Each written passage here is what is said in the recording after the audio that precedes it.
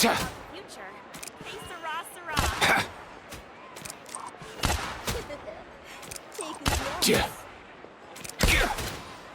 Here.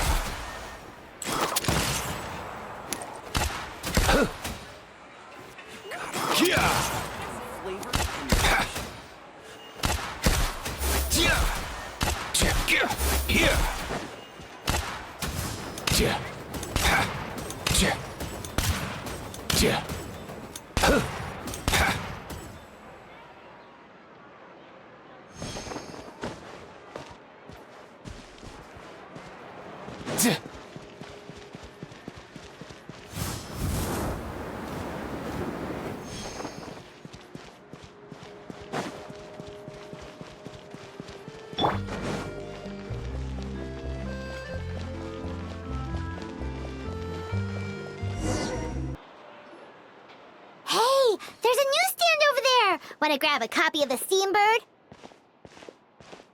We know our Fontanian friends love a little drama. There's no way they let their readers down. Isn't that Charlotte? And standing next to her, surely that can't be Kaniche? How about... Lost treasure resurfaces at last. Behold the beauty of the Remurian teacup.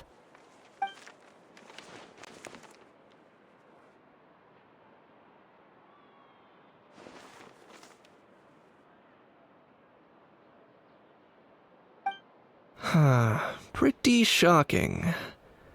But it still feels like it's missing something. Ah, got it! Udex gravely wounded in shocking stabbing. Set to miss cross-border smuggling trial.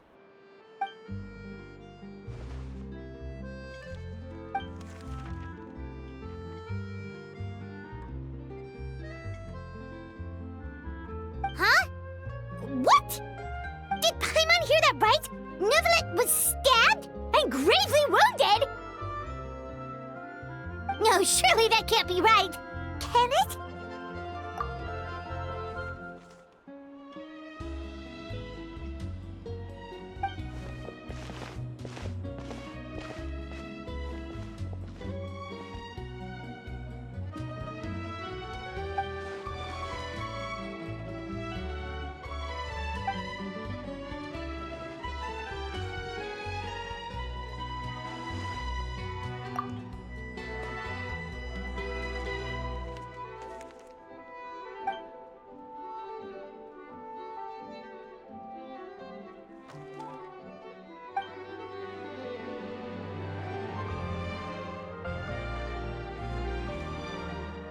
Hey there, you two.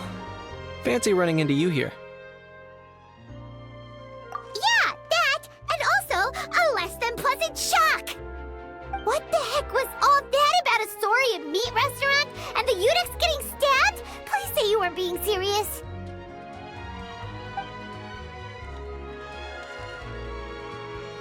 Trading tabloid headlines? Yeah. Charlotte and I were having a little contest to see who could find the most ridiculous fake news stories. Either I got lucky, or I have a knack for honing in on the most outrageous material.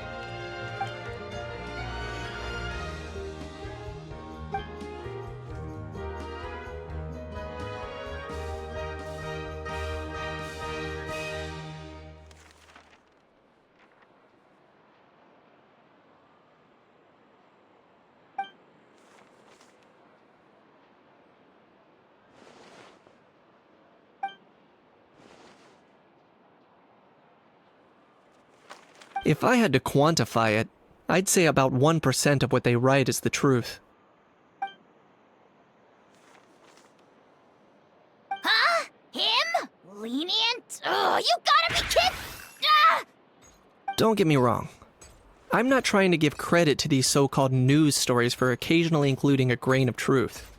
All I'm saying is, even the wildest leaps of the human imagination are always rooted in reality. You mean all those fake headlines you mentioned actually do have some basis in fact? Sure they do. For instance, there was in fact a smuggling trial recently. Considering the amount of speculation surrounding the smuggled goods, It's no wonder there are rumors about restaurants serving saurian meat or teacups being unearthed from ancient ruins. But in reality, the goods in question were simply a few ancient relics dug up from ruins in that land. Rest assured, no saurians were harmed in the process.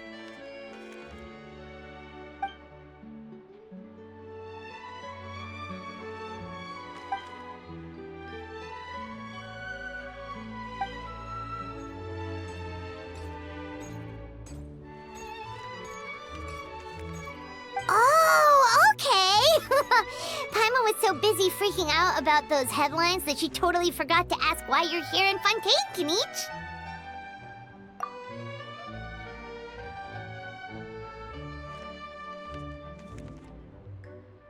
It was a pretty open and shut case, and my testimony in court was clear enough.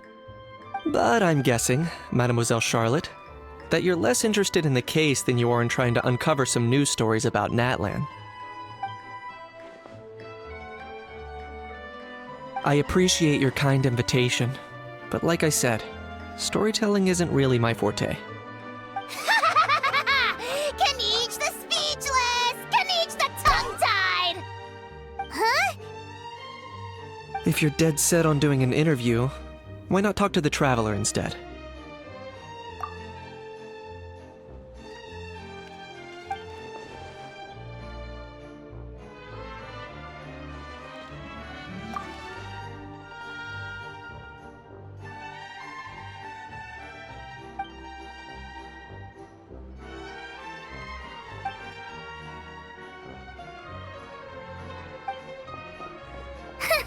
Charlotte never stops, does she? Anyway, Paimon just has to ask.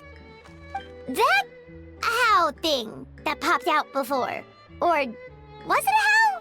It kind of looked like a how, but at the same time... Oh, that thing. Yeah, that was a how. Huh? What's up with him? Like, he's still noisy, but he's way quieter than before. It's like he's trying to hide or something. Could be. Not acclimatizing? Aw, poor Almighty Dragon Lord is not feeling well. Too bad he can't come out to argue back. What do you mean? There's nothing physically wrong with him. It actually has to do with a strange law we learned about after arriving in Fontaine. Apparently, it's forbidden to release flying objects within Fontaine city limits during the first 3 days of each month.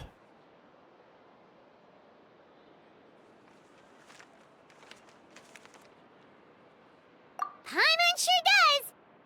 Paimon's been down this road before. There's an easy solution.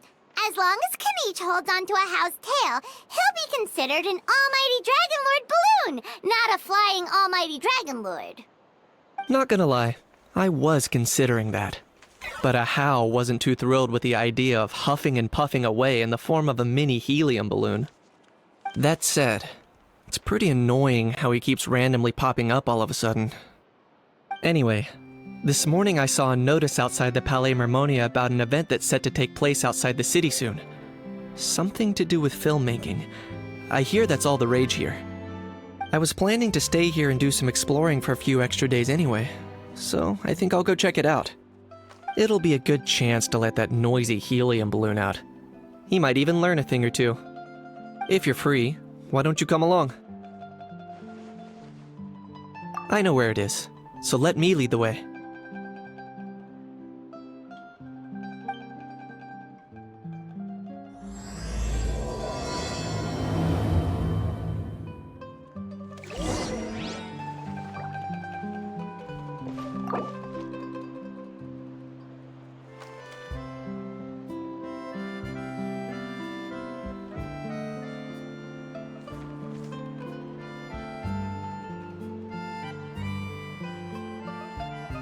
Investing too much emotion puts you at risk of doing something irrational.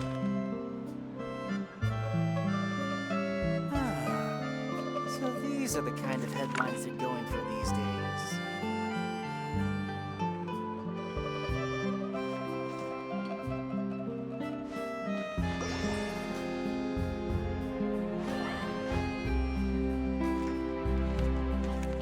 too much emotion puts you at risk of doing something irrational.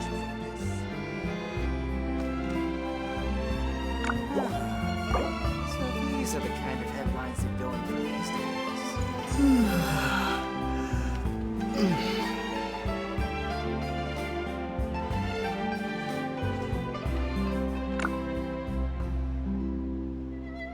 Investing too much emotion puts you at risk of doing something irrational.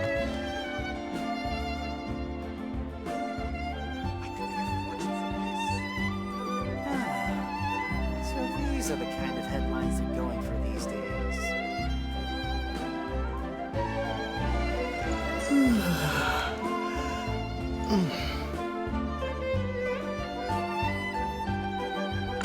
Investing too much emotion puts you at risk of doing something irrational.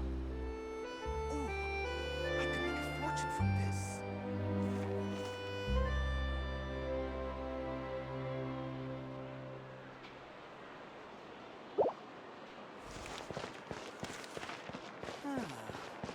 So these are the kind of headlines that go on these days.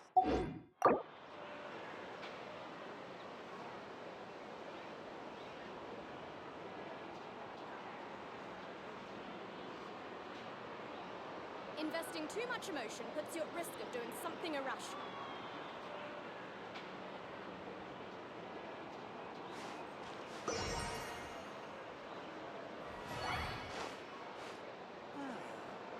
So these are the kind of headlines that go in for these days.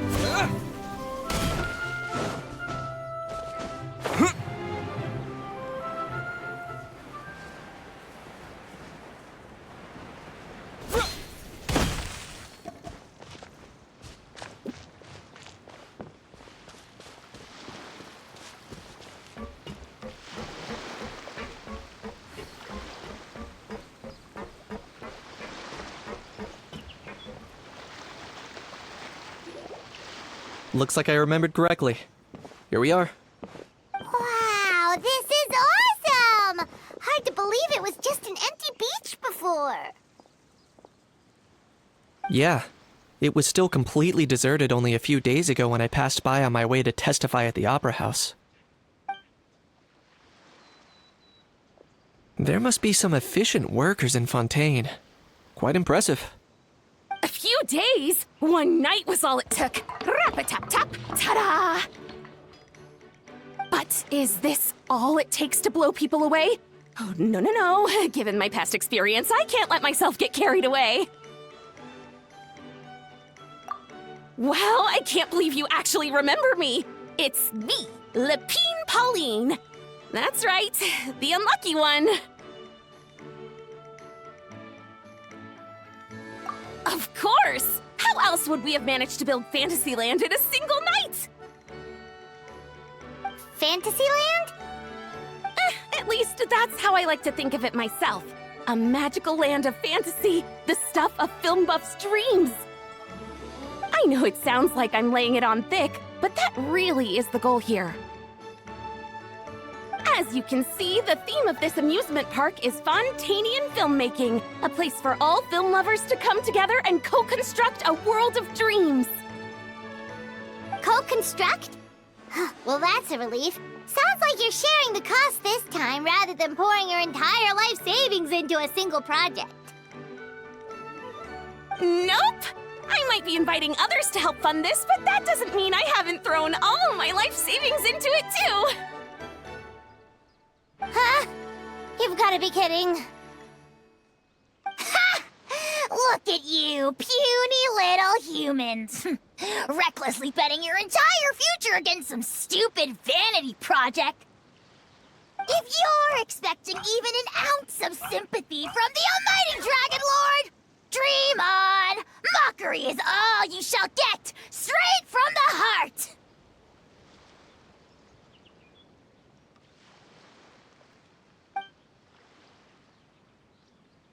Sorry, just ignore that little gizmoid.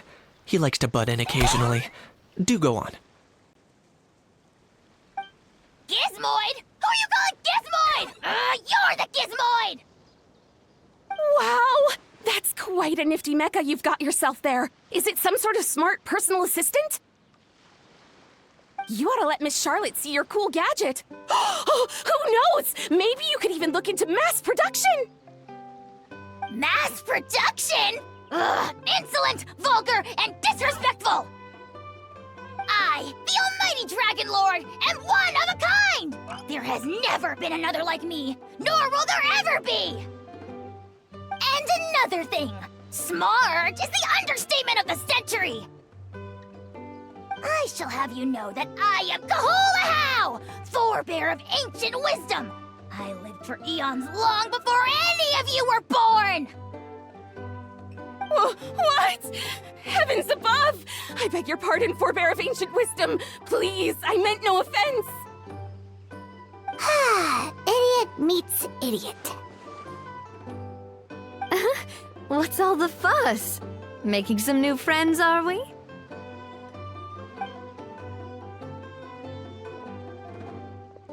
Miss Navia!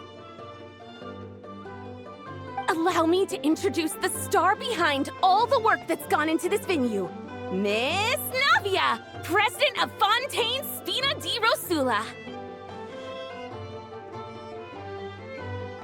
Hello, everyone.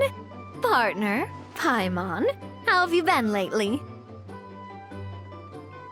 Hello there. I'm Kanich. What about me? What about me?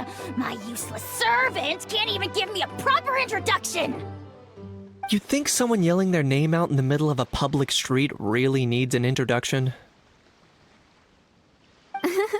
He's not wrong. I caught yours just now, in fact. So, you must be the almighty Dragon Lord, Mr. Ahau. It's a pleasure to meet you.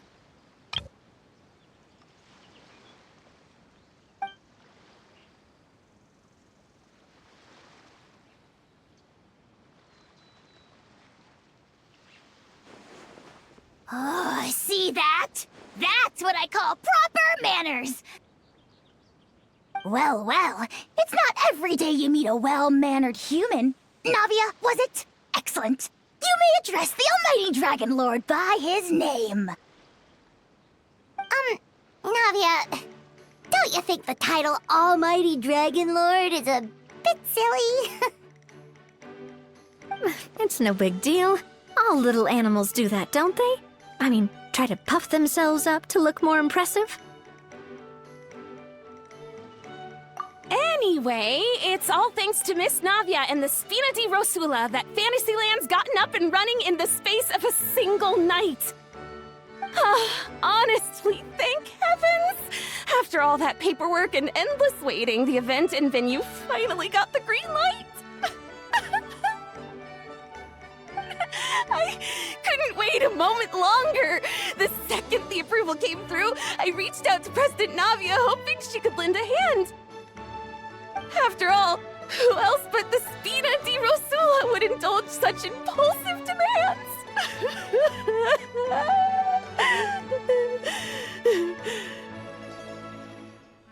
Sorry, traveler.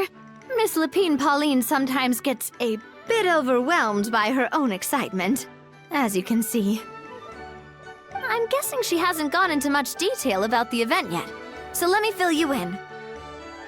In short, the Cheval Moran Film Fantasyland is a fan convention that's open to film enthusiasts from all over Teyvat.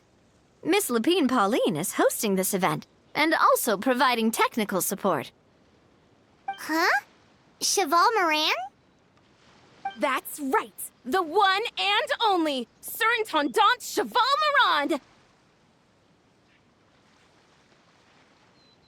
After much persistence and many solicitations, I finally obtained Lady Farina's permission to use the image of her close friend. Not only is our adorable mascot drawing in fans by the minute, but she's also boosting her own popularity. And that was always the goal. A win-win arrangement. It's been a while since we last met, but still, it's a surprise to hear Lapine Pauline coming out with such sensible ideas. By the way, Miss Lapine Pauline, have you decided to switch careers and go into film tech? Not exactly. By chance, one of the prototype lenses I developed caught a photographer's eye, and it's now being used for the latest cinematic productions. Thanks to this unexpected opportunity, I've had the chance to invent various film-related equipment and props. That's right. So don't underestimate Miss Lapine Pauline, our resident engineer. She's the technical powerhouse at the core of this entire event. As for the Spina di Rosula, we're mainly here to take care of planning, operations, and management. For anyone feeling inspired to set up a booth, Miss Lapine Pauline and I will provide the necessary technical and operational support once their application has been approved. By the way, Traveler, are you at all interested in taking part? It would be a chance for you to earn some extra income. Plus, with your skills, I'm sure you could bring something special to the table. Paimon would be even more tempted if you were to, say, throw in one of those fancy feasts she's seen in those gourmet food reels. Well, as it happens, that'll be a piece of cake. Everyone needs to eat, whether they be tourists or the stall owners themselves. So thanks to Miss Navia's help, we've managed to invite none other than the celebrity chef, Miss Escoffier, to run our theme restaurant. Look over there!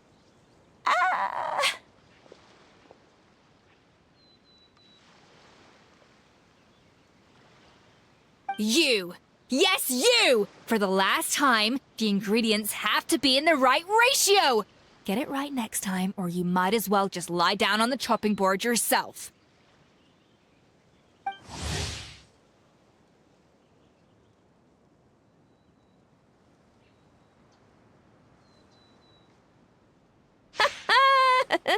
She seems a bit busy right now.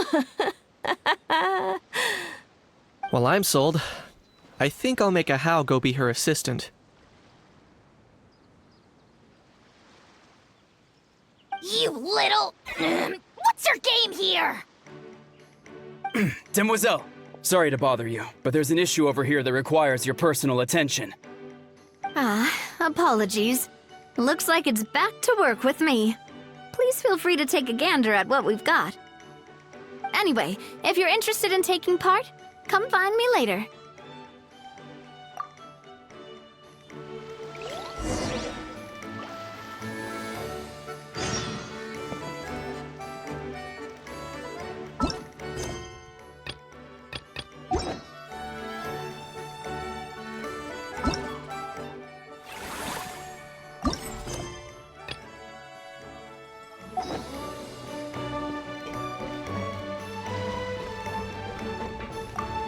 The fresh vegetables from the new batch are exceptional quality. I just wish I could say the same about the new staff.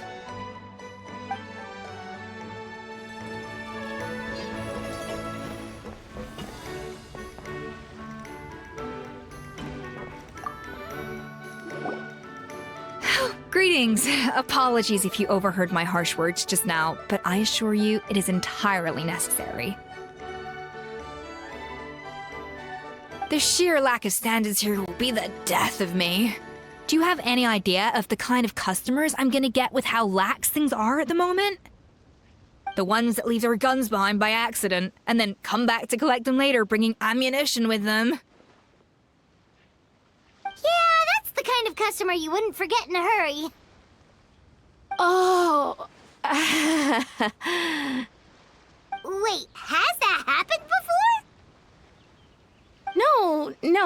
It's just the mention of guns reminded me. Someone did actually leave their gun nearby. Huh? Just before we started setting up, as we were cleaning up the site, someone stumbled upon a mysterious locked box. It didn't look like something from Fontaine, though. It had more of a Natlanese vibe. Oh? Do you think a foreign tourist might have left it behind?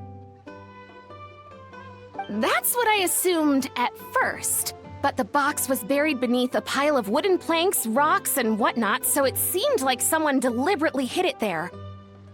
But I didn't see much point in speculating, so the best thing I could think of was to hand it over to the authorities. I trekked all the way over to the Palais Mermonia just to hand it in. Ugh, it was exhausting. What did the authorities make of it? Oh, they made a mountain out of a molehill, as usual. Before even addressing the question of what was actually inside the box, they had several heated discussions about whose responsibility it was to write the lost and found notice. Thankfully, the ever-reliable Officer Sedine stepped up and immediately called in the Marechaussee Phantom to crack the lock and check if there were any dangerous items inside. And, as it turned out, there was a gun. Wow, that's a dangerous item, all right. Mind if I ask what kind of gun it was?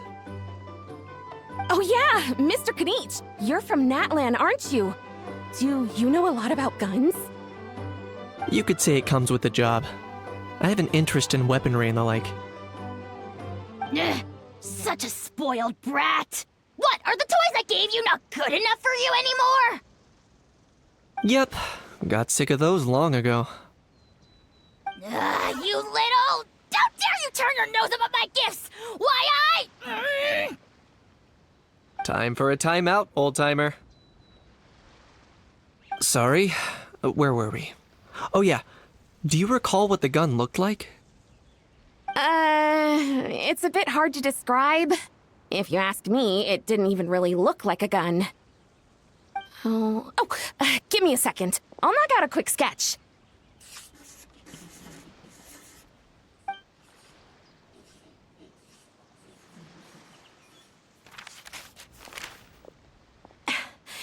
Something like this.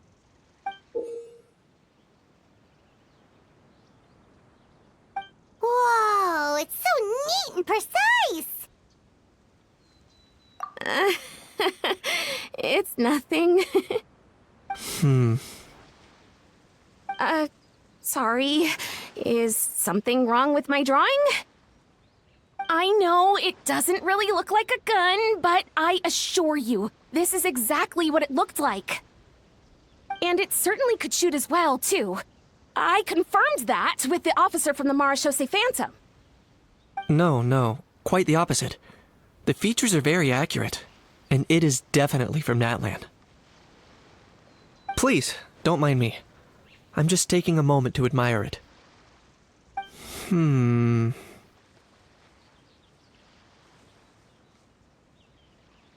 I should be the one thanking you.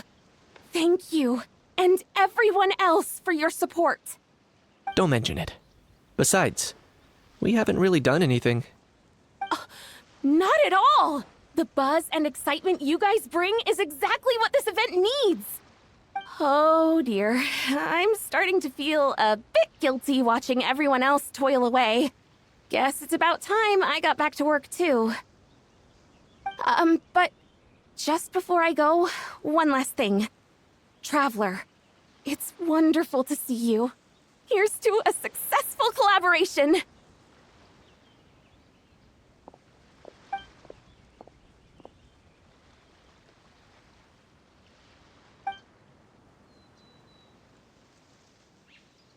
I'm sure you noticed that there was something unusual about that gun. Correct. It's most likely an old weapon dug up from some ancient dragon ruins. Based on my experience, It might be more accurate to refer to it as a hand cannon, but in Fontaine terms, it's not wrong to call it a gun.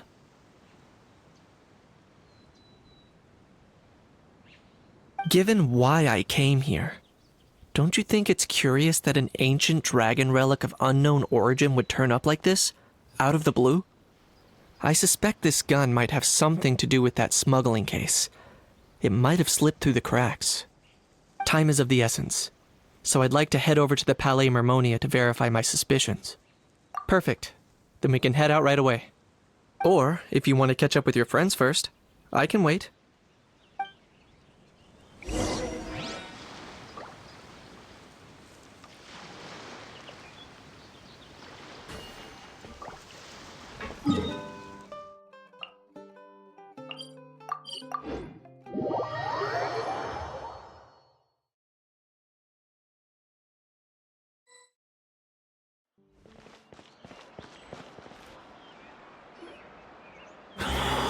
Oh, man. Bro! Are you mimicking me?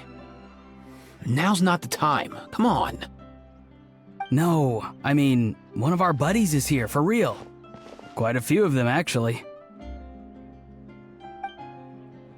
Aurora and Aoife, what brings you to Fontaine? Huh? How come you're...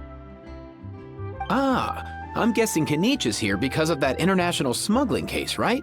I've heard quite a bit about that. Word sure gets around quickly, huh?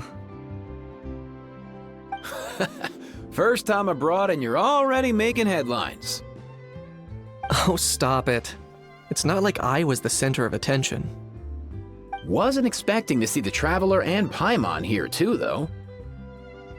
Come on, Aoife. Huh? A traveler, by definition, is someone who travels around. Fair point.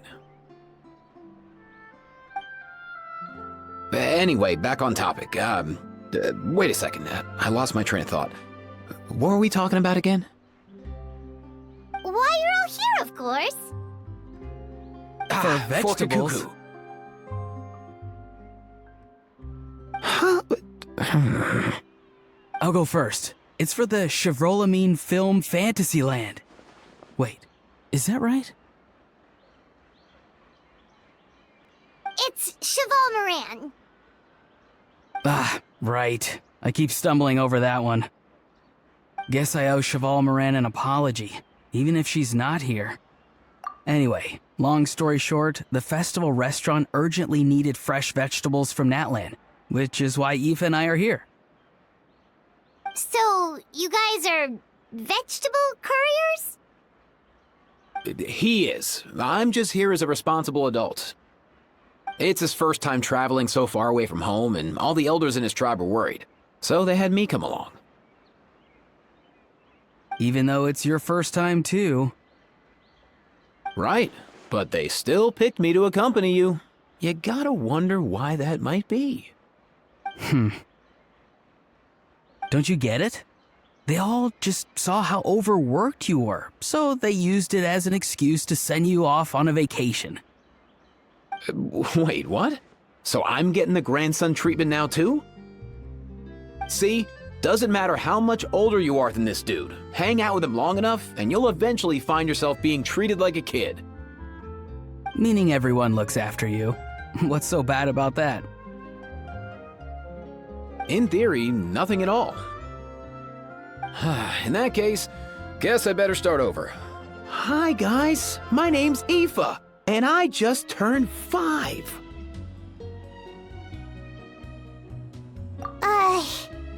Paimon's not sure who the responsible adult is anymore. So, what about Kakuku? If he was here, we'd be making more of a ruckus than we already are. That's exactly what's got me worried. Aoife, there's nothing to worry about. You're a big boy. You can handle yourself now even without Kakuku. You think that's what I'm worried about? Anyway, My priority right now is Kakuku. Suffice it to say, Kakuku's in big doo-doo. How so? He's so small, and all he knows are a few harmless phrases. What kind of trouble could he even get himself into? Let me guess. Did he get caught out by the law on flying objects? Bro, you too? Not me. How? Oh, that pesky little chatterbox. So that's why he hasn't interrupted us this whole time. Guess he's too scared to show his face. That, plus he's already spouted enough nonsense for one day. So I've put him on mute until tomorrow. Nice one. If I was even half as decisive as you are, I would have kept a closer hold on Kakuku so he didn't get a chance to go flying off. Oh no, bro. Or rather, did Kakuku get caught by the guards for flying around? If they had managed that, we'd at least be able to track him down. But when the guards started chasing him, Kakuku flew into that building next door.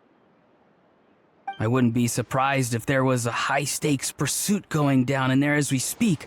Just like one of those cool crime movies. Which building? That one? Yup, that's the one. Kakuku sure has a good eye for a getaway. It's the tallest building around. I may be able to fly up pretty high, but checking every last window would still take quite a while.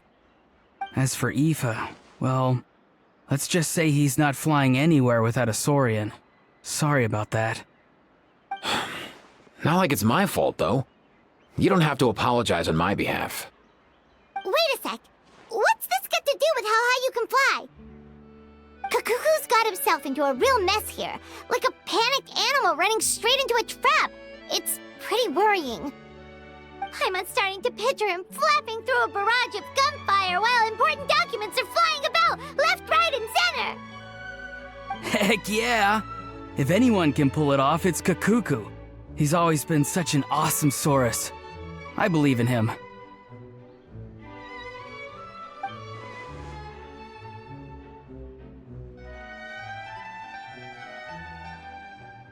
For real now? Do you even hear yourself, bro? Of course I'm for real. I'd never make light of something like that. All right. Everyone's an awesome Saurus. Well, the human version. But our priority right now should be to go in there and check up on Kakuku. Leave it to us. You sure? Wow, awesome. That'll be a huge help. And if Kakuku doesn't listen to you, I give you permission to pull out a couple of his feathers. Wait, since when was that up to you? Well, then it's your call, bro. All right then, if Kakuku doesn't listen to you, I also give you permission to pull out a couple of his feathers. There you go. If he objects to that, tell him to come find us. He won't. Trust me.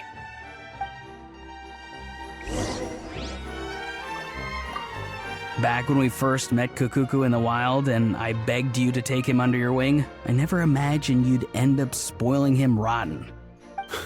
And I never imagined you'd be nagging me about it. Oh, well, I definitely saw that coming. Huh? You're only 5 years old after all.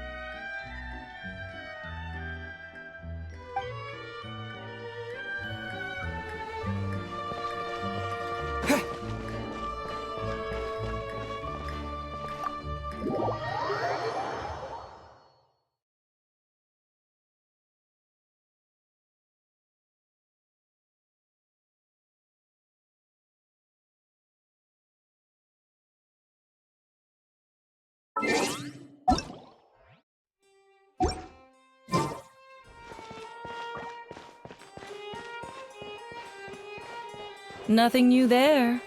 The first few days of every month are always noisy.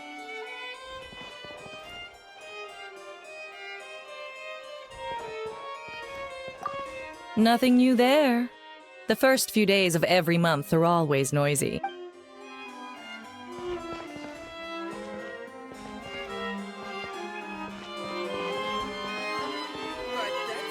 What's all that commotion? Are they arguing in there?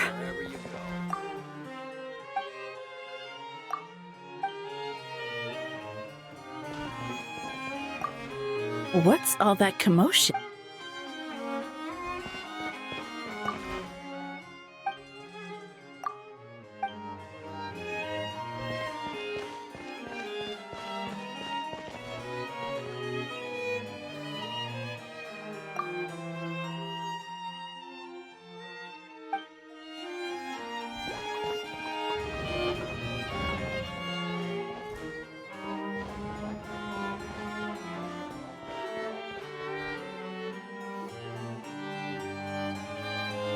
No way, bro!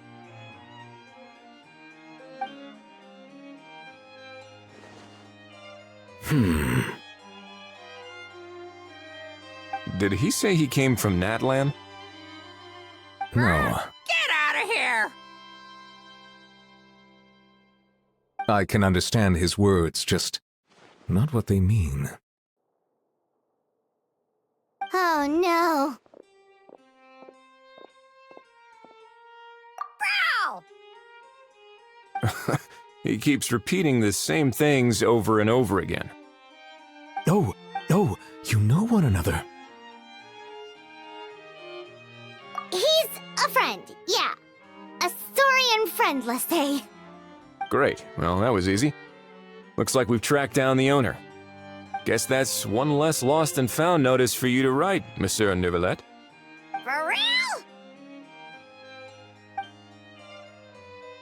Traveler, was there something important you wanted to discuss with the Udex? I'm just about done with my business here. Need me to step out? Stay and hear them out first. Perhaps it will have some bearing on your own work. If I am not mistaken, you are the same Mr. Kanich who served as a witness in the smuggling trial? I take it there's been a further development in the case. That's right. Very perceptive, Mr. Udex. So you've met Neuvillette before? But wasn't the trial overseen by another judge? I've seen his photo in the papers. But as for this other gentleman... Allow me to introduce you to Mr. Wriothesley, administrator of the Fortress of Meripede. Or in layman's terms, Fontaine's prison warden. Please, feel free to share anything about the case. There's no need to keep anything from him. Pleasure to meet you. Pleasure to meet you! Wow, that sounded just like me. But should we really discuss official business in front of the Saurian? Oh, wow! Oh, no! I believe he said... Or rather, I suppose he meant that he'll keep this to himself. Though I should mention, Mr. Kukuku, that we will have to ask you to sign a confidentiality agreement. Sure thing, bro!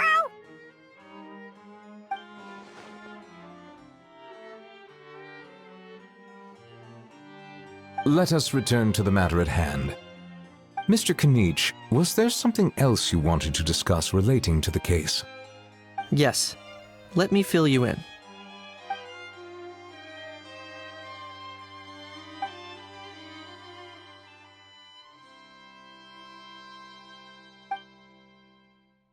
Wow!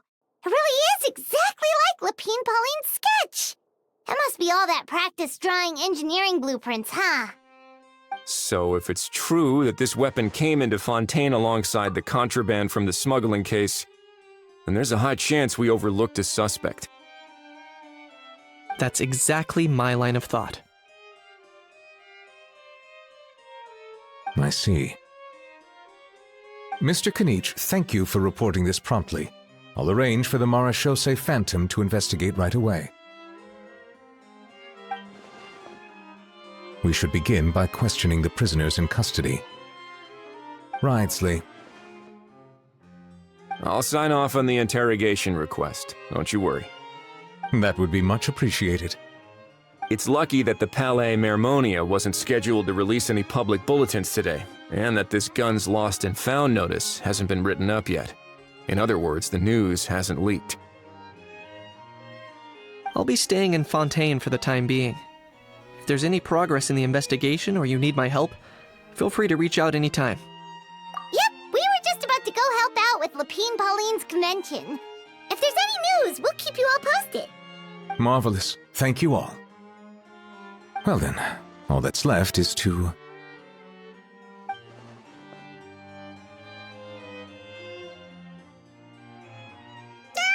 You miss me, bro? He really does come out with the most unexpected things. Who did he learn it all from? Huh. Well, it's pretty extraordinary. Anyway, according to due process, we must first determine whether Mr. Kakuku qualifies as a flying object. And, following on from our conversation just now, he also needs to sign a confidentiality agreement. Drafting said agreement may take some time. Looks like you'll be staying with us for a while then, Kakuku. Excited?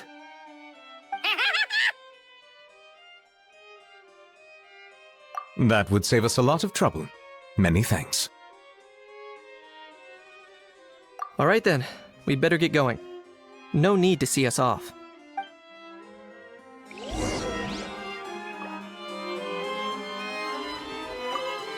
I know you mentioned a while back that people from Nadland would soon start showing up all over the world. But I hadn't expected anything like this. It seems no matter where they come from, all dragons are inquisitive by nature. You can say that again, bro! The same might well be said for humankind. The real reason you chose to stay to investigate this case was your curiosity about Natlan and Mr. Kakuku, was it not? Guilty as charged. Nothing gets past you. So, how about we take this opportunity to chat a little more? We've got the world's best translator on hand, after all. Sure thing, bro!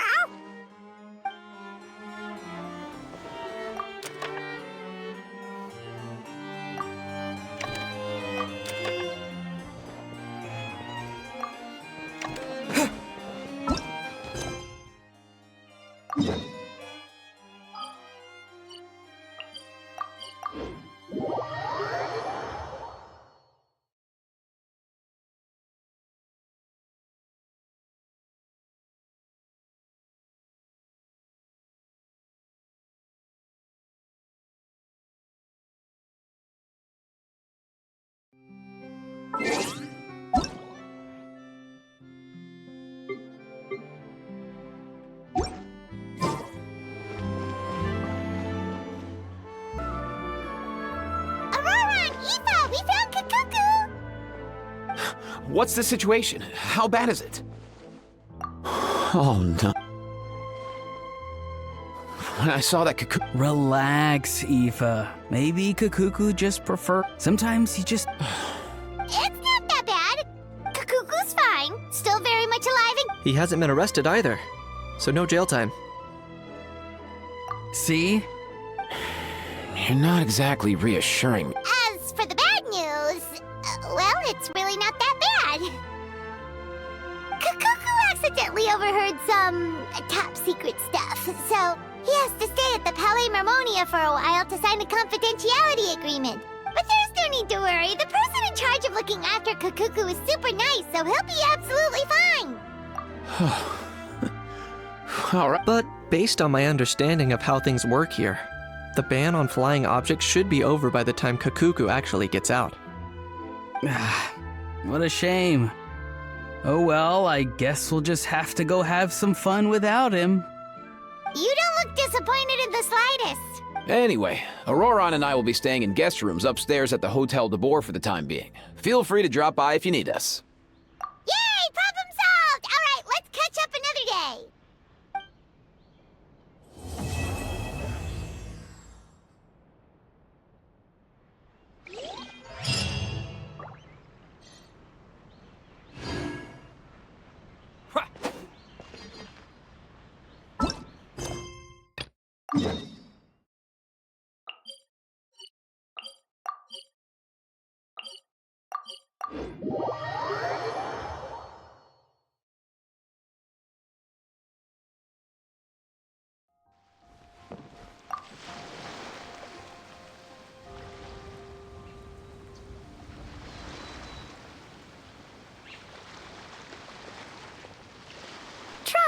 it's you!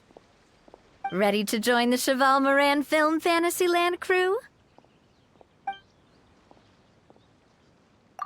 It's time, dear partner and Paimon, for us to turn our attention to the Cheval Moran Film Fantasyland. As I mentioned, the park was started up by enthusiasts who brought in the Spina di Rosula to handle the planning, construction, and operations. Of course, enthusiasts aren't typically all-around experts. They usually stick to designing the event booths. We, for our part, handle long-term operations and develop standardized strategy guides for the different activities. Long-term operations? Strategy? It all sounds so complicated. We spend most of our time adventuring, and we barely have any experience running a stall. Do you think we can handle this? That's more like it. You've seen it all before, haven't you, partner? I'd even go as far as to say you've shaped some of Tevat's biggest business ventures. Anyway, first things first. Let's get an overview of how the whole festival's gonna be run.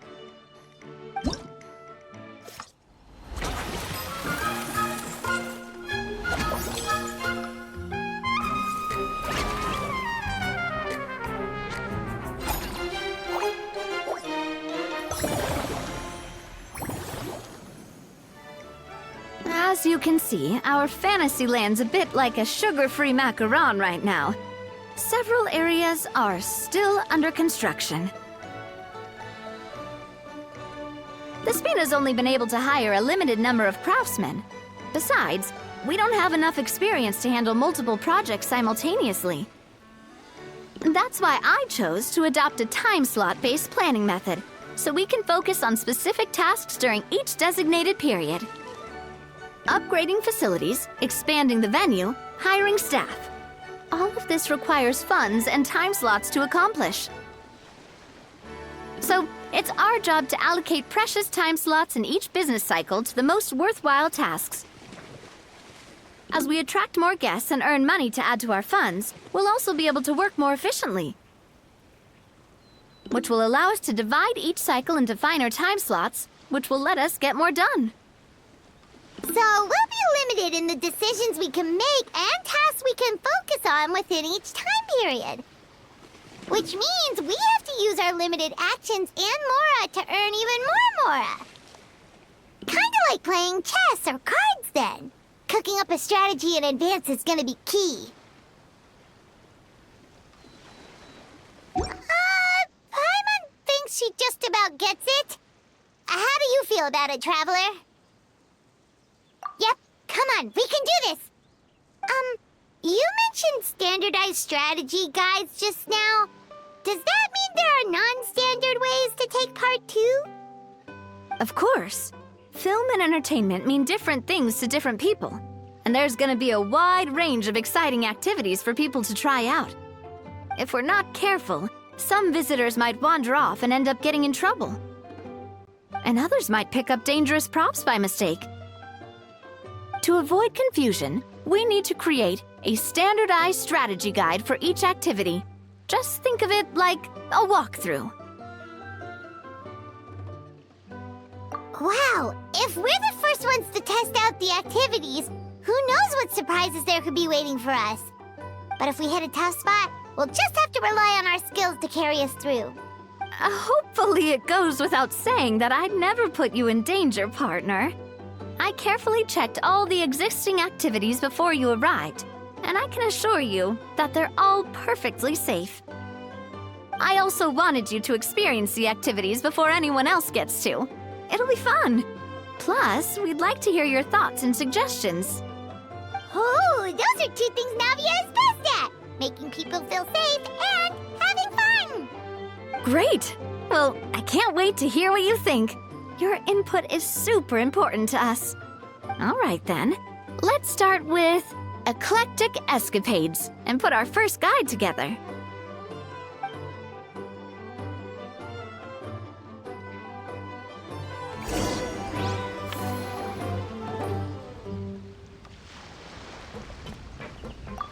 The fresh vegetables from the new batch are exceptional quality. I just wish I could say the same about the new staff.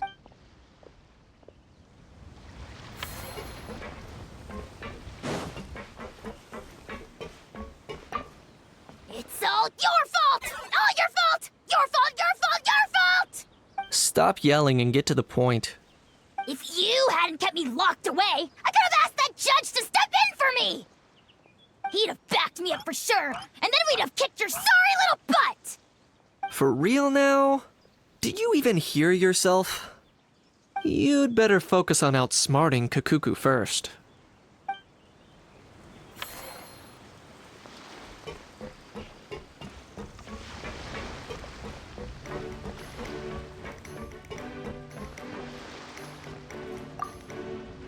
All right then, time to try out Eclectic Escapades.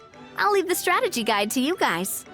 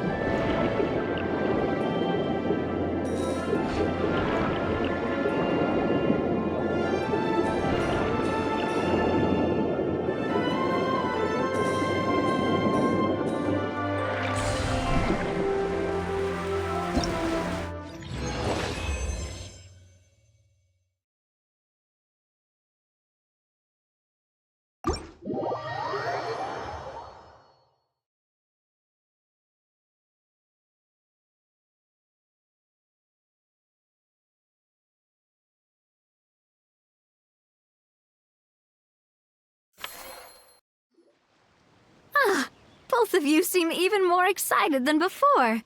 Looks like your first trial run didn't disappoint. Paimon hasn't actually watched that many films, but after trying it out, she might just be hooked! We should check out the film that it's based on! Great job, Paimon. That's exactly what our enthusiast friends were hoping you'd say. They'd be beyond delighted to hear that visitors are curious about the films that inspired these attractions.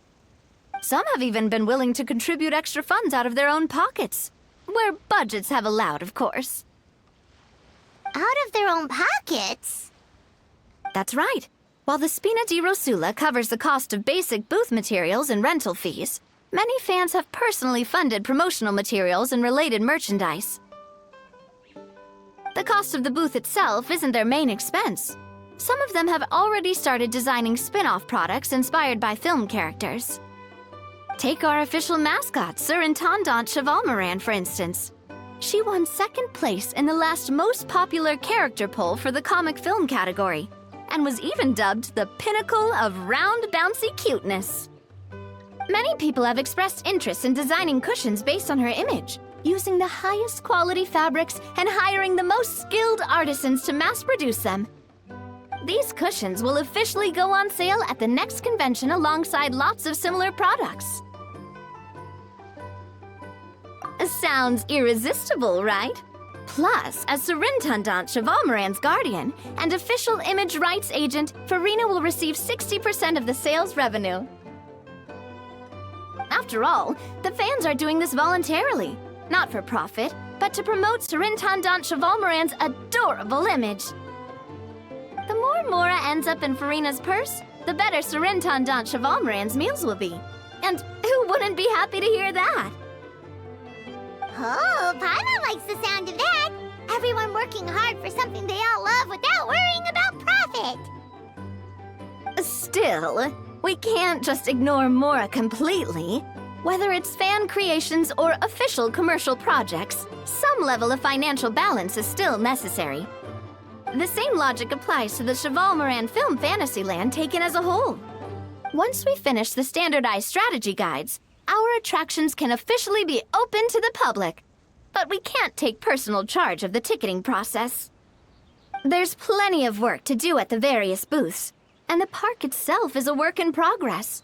We'll need to assign dedicated employees to maintain and manage each attraction. There's a recruitment section on the park's bulletin board. We've received many applications, and each candidate has their strengths. Our job is to match the best candidates to each attraction based on their overall performance. Once assigned, the staff will keep the attractions running, ensuring a continuous revenue stream. Wait, so we've suddenly gone from being playtesters to heads of human resources? That's definitely a first for us. Just don't hold everyone up to your own standards, okay? You can't expect everyone else to be as capable as you. Alright, time to review some resumes. Fingers crossed we'll get some exceptional candidates.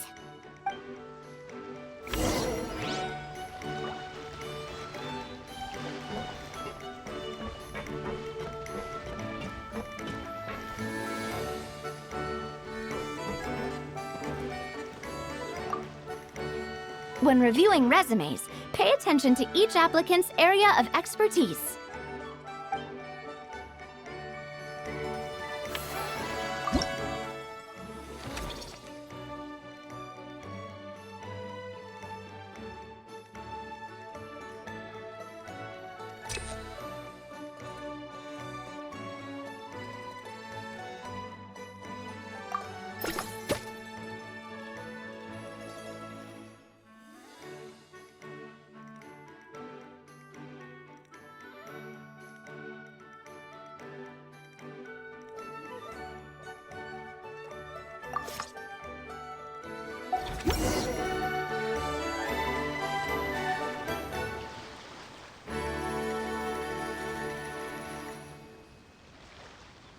Looks like this particular employee is really getting into their role. You're both doing great. You sound more like bosses than I do. In any case, with this, the Chevalmoran Film Fantasyland is now officially open. Running a theme park is a long-term project. You won't make much if you try and rush it. We're just about done with our current work setup, so let's take a short break and wait for this cycle's revenue report to come in.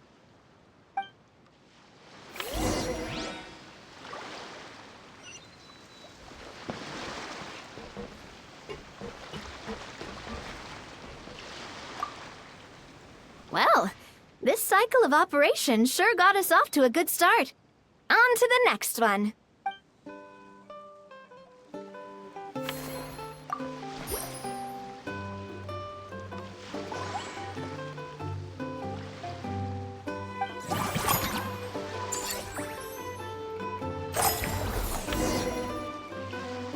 Well, the numbers might not look that impressive, but given that we're just getting the ball rolling, I'd say that wasn't a bad start.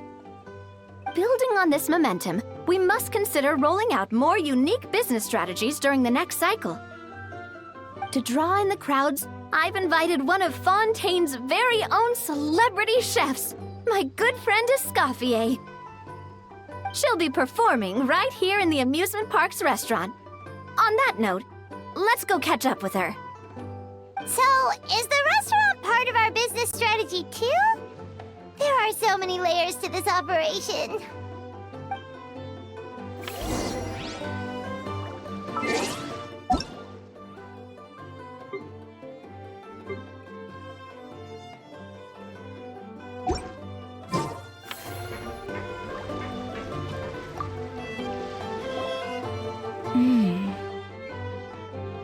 The restaurant is up to standard, and the waterside location will make for a unique dining experience.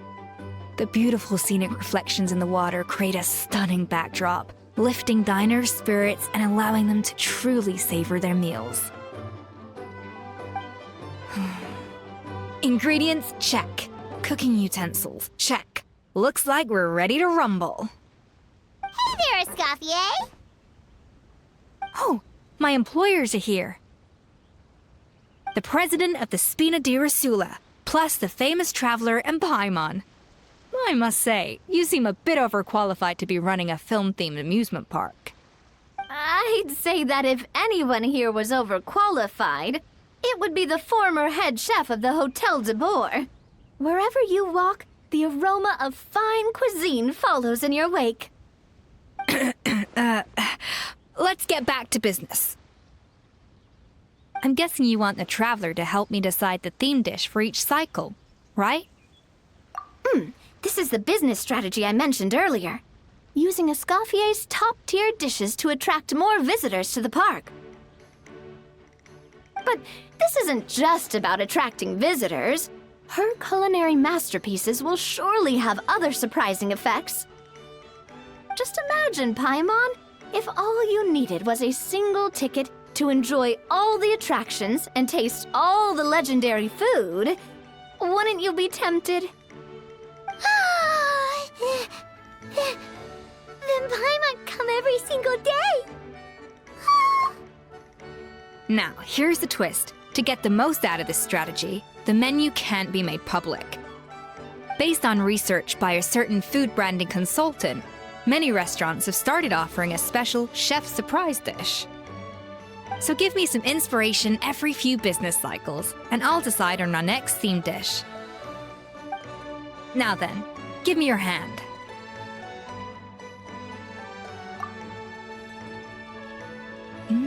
A warm and energetic feel. Your hands are calloused from wielding your sword, but still... A sword, then. The theme this time shall be strength. All right, let's find out what strength looks like in gastronomical form.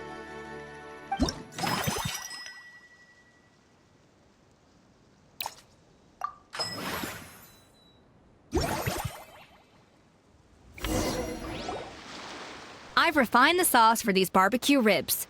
It's a richer flavor than the classic version, but not at all greasy. The mint extract in the seasoning leaves a refreshing aftertaste, perfect for indulging yourself after a fun-filled day. But if you ask me, I'd say the artisans need these more than the guests. The artisans? As I'm sure you've noticed, this park isn't quite finished.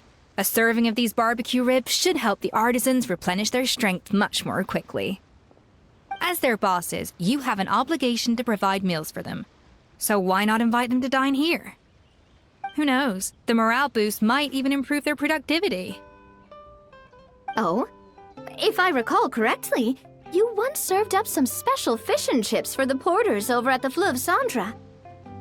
For several days after, the workers were all incredibly efficient. They'd finish 8 hours of work in just 5.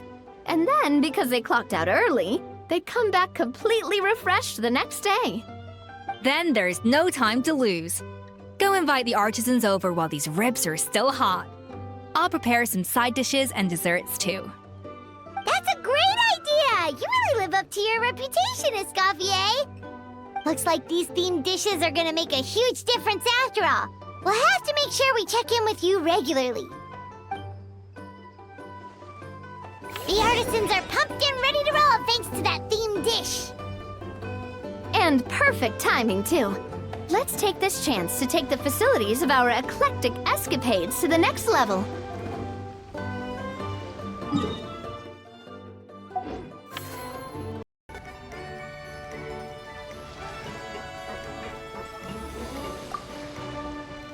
Now that everything's going smoothly, it's about time we upgraded our facilities.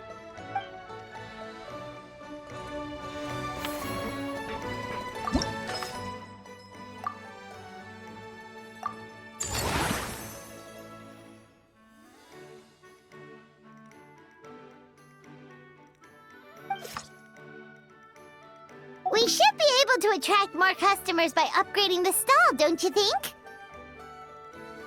That's right.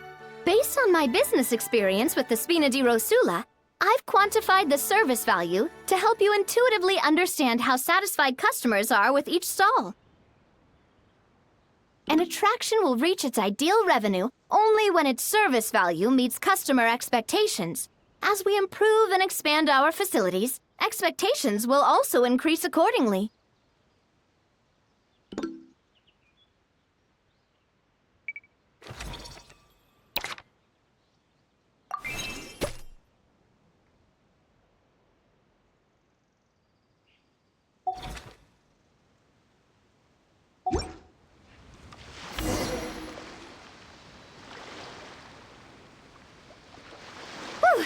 That should be everything. Looks like you've pretty much mastered how to run this park.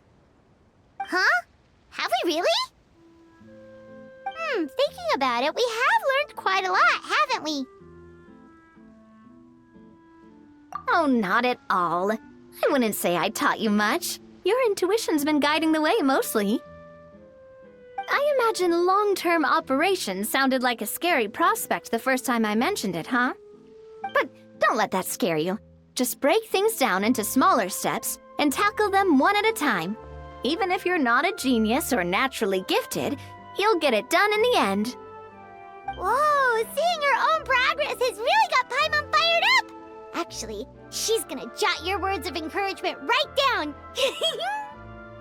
From here on out, we'll be running the Cheval Moran Film Fantasyland together. Let's make it a big success!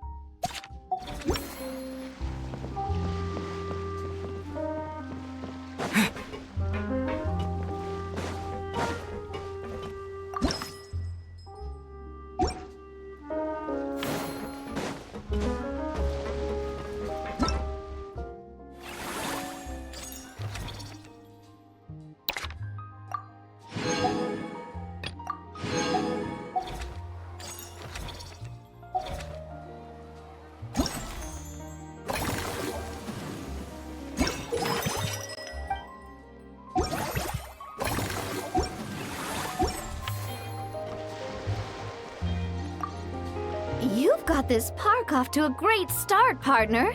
The ball's really starting to roll, huh? I can't wait to see how it'll all turn out. How exciting!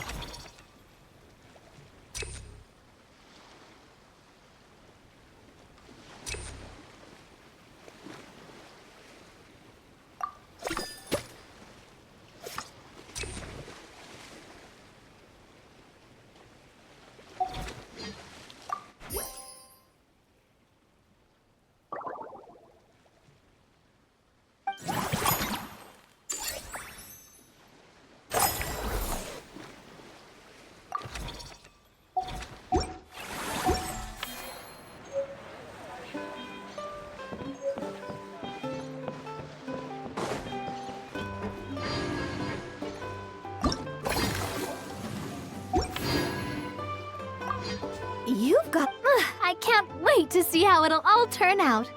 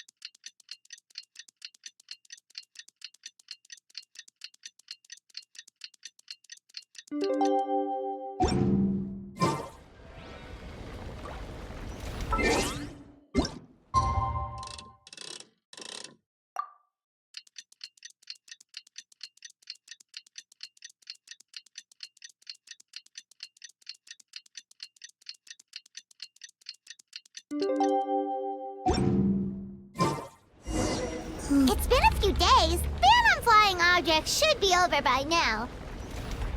Let's head over to the Palais Mermonia to see how Kukuku's doing.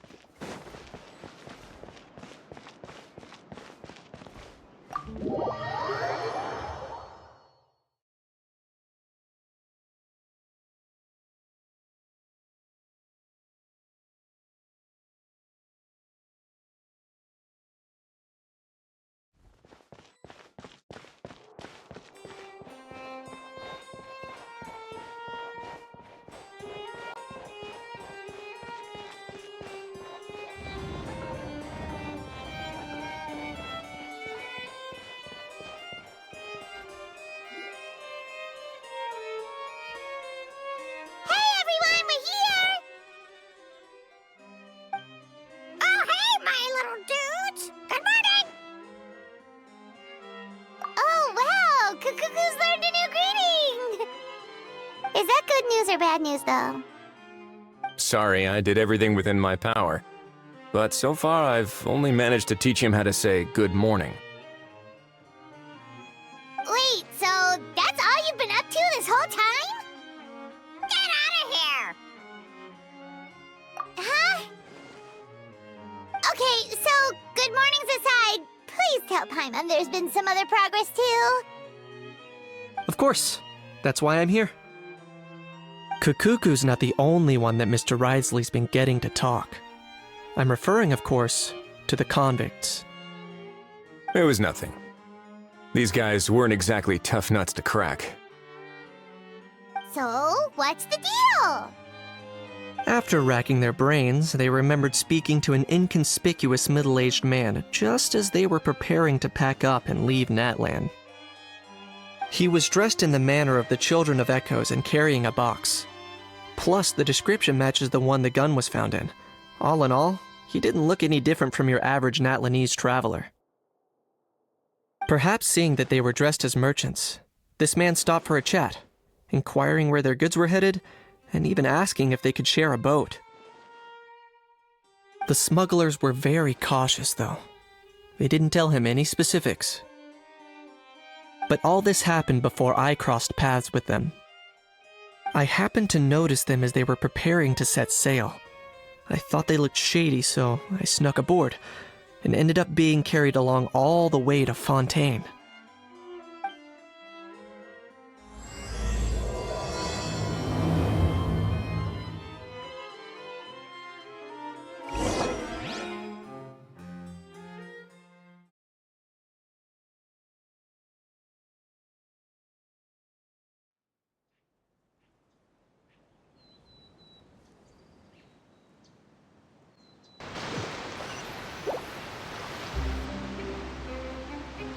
Boss, do we know if those Fontanians will even like this stuff?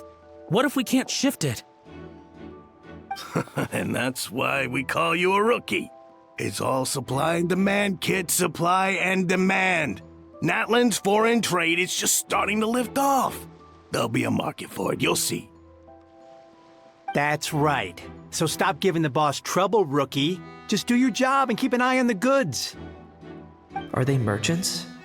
Have they come to Fontaine to do business? Scarred face. Calloused hands.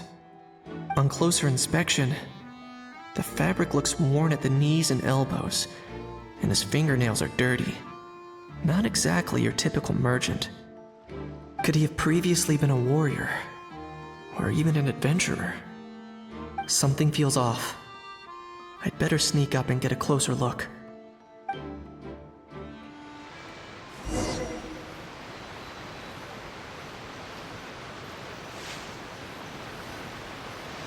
Nice thinking, boss.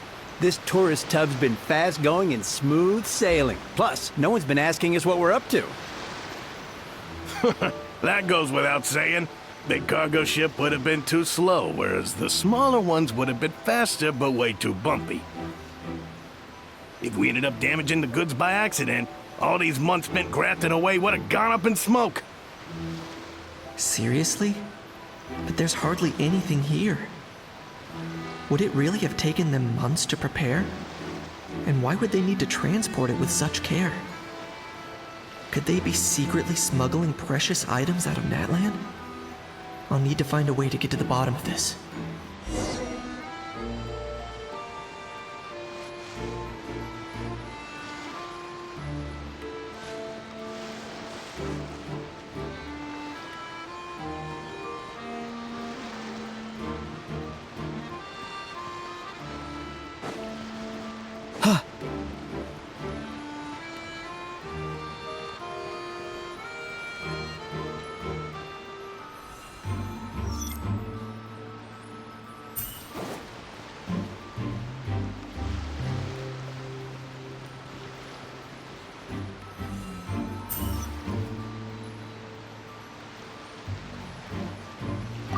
Let's go hear what these criminals have to say for themselves. Sure enough, there are relics inside the box. It's illegal to smuggle such items outside Natlan.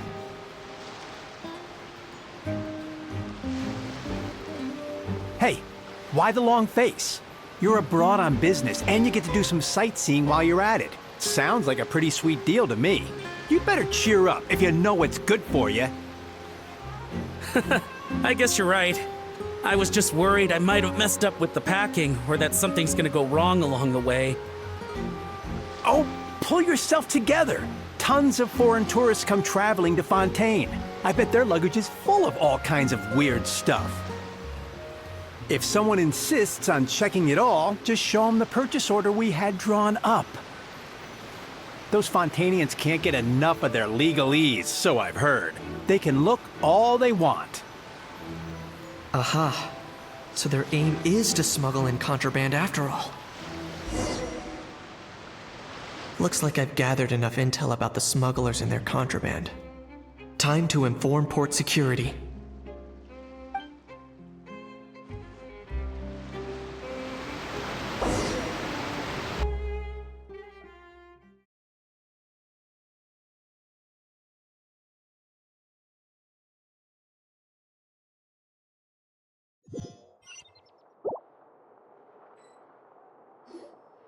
So anyway, that was when I went and told the Fontanian guards about my suspicions. After an investigation and a chase, they finally apprehended them and sent them on their way.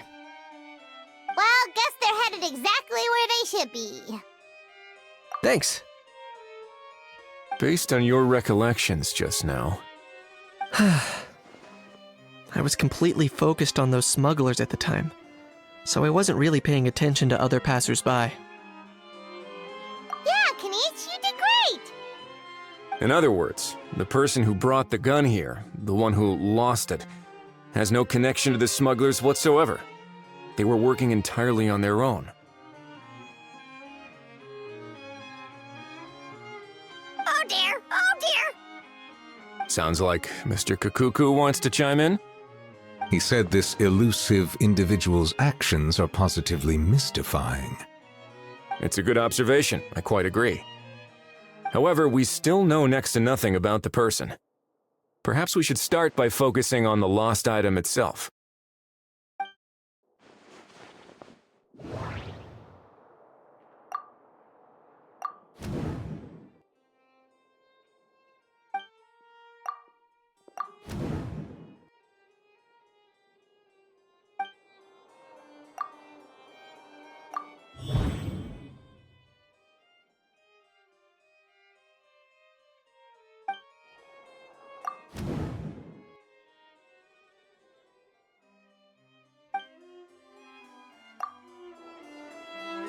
It certainly seems like it was the bait in some kind of trap. The only question is, why wasn't the bait made more conspicuous? Has something sprung to mind? I just remembered a film I watched this one time. Huh? Oh, wow! No way, bro! Hold on, let me explain. Just now, the traveler speculated that this box might have been placed there on purpose, as if the intention was for someone to come pick it up. That got me thinking about those films about kidnapping cases. When they demand their ransom, the kidnappers tell the victim's family to leave money or valuables at a designated spot for someone to come pick up. That doesn't merely happen in films. There have been similar cases in real life. In fact, if anything, it's probably the real-life events that inspired the films. Sounds plausible. Ooh. Wait. This raises the stakes to a whole new level. If the gun really was some kind of ransom, then since we took the box, the kidnappers never got their payment, so does that mean they executed the hostage? I agree. I don't believe we have a kidnapping on our hands. Selling off stolen goods is extra work that most kidnappers would want to avoid. Unless they're after something very specific, they tend to just ask for cash. Could we be dealing with a kidnapper who's dead set on getting their hands on an ancient dragon handgun? It's not impossible, but the likelihood is very slim. We can discount that possibility for now. And speaking of selling stolen goods, don't you think this looks more like a transaction?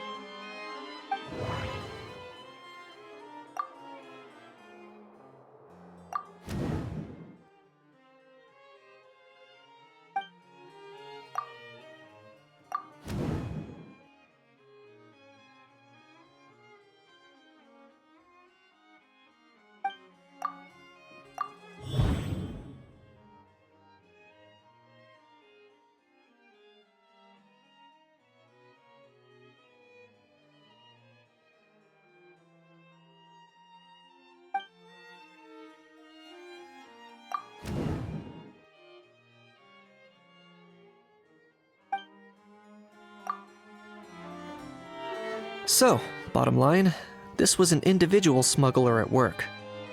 Exactly. And it was the location itself that caused the deal to fall through. The last thing they would have expected was for a quiet beach to turn into a bustling film convention overnight. Not only is the area now packed with tourists, but the Spina di Rosula have a presence there. I'll bet that both parties were completely caught off guard. That sounds like a plausible theory, but how do we verify it? Looks like your people better start rolling up their sleeves. How so? Easy. Just follow the usual procedure by putting up a lost and found notice. The more routine we make it seem, the more likely the suspect will come forward to claim it. Even if they send a proxy, we're liable to get our hands on new leads. And timing-wise, it's about time we updated the bulletin board anyway. All we need now is a lucky gestionnaire to write up the notice for us post-haste. Ah, so that's what you meant by rolling up their sleeves. In that case, I may as well write it myself. Delegating this to someone else would require an additional explanation. Or are you just not used to asking others to work overtime? Is that really a major concern here?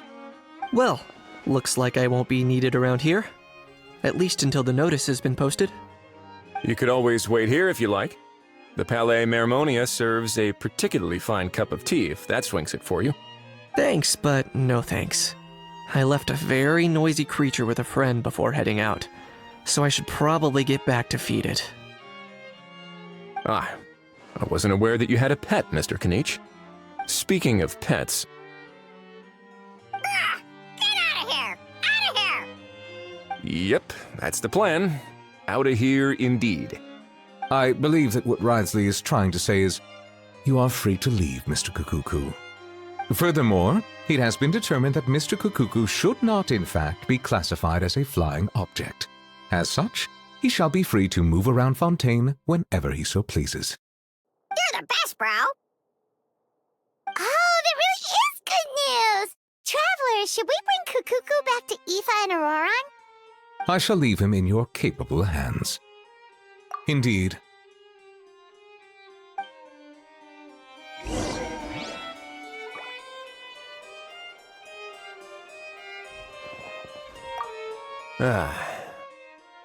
You know, all this has made me realize that I'd quite like to have a pet. If that proves inconvenient within the fortress of Meripede, perhaps you should consider finding a place in the court of Fontaine. That actually sounds like a good idea. In the past, I always dismissed the idea of buying a property in the city. The prophecy about the floods meant it never seemed like a worthwhile investment. But now... This might be a good time for you to re-examine the documents I gave you regarding your title as Duke. Huh? Citizens with honorary titles are eligible for certain benefits when purchasing property in the court of Fontaine. Really? How about this? You read through your documents from start to finish, while I write up the lost and found notice.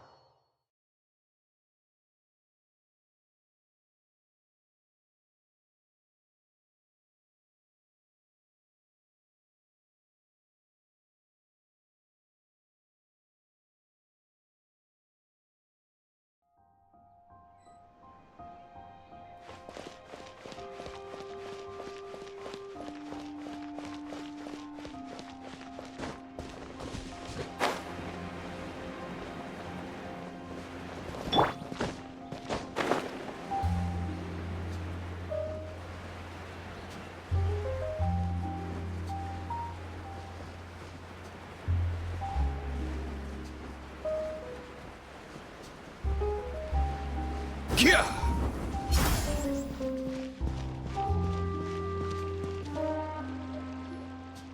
How? What? What now? Let's shake hands.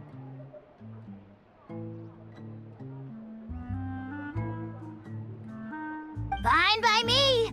Get ready for a knuckle sandwich! Ugh.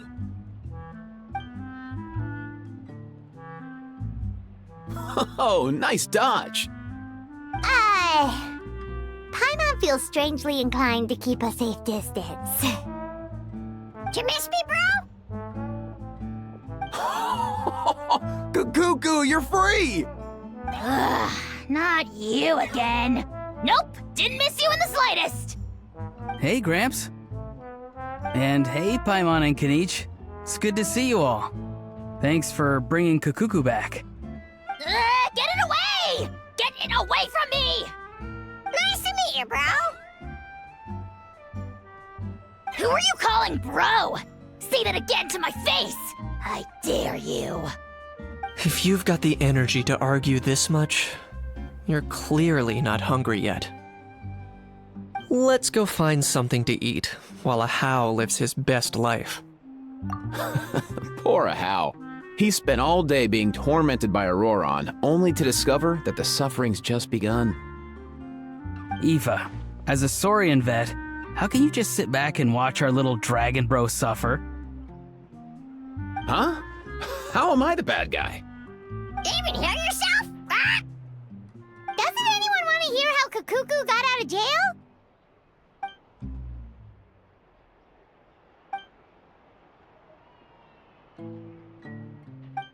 Don't lose hope, Ahau.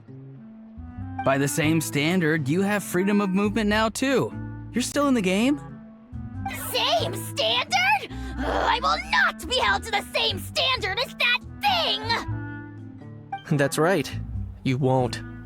As far as I understand, the Palais Mermonia will want to assess your case on its own merits before they grant you freedom of movement.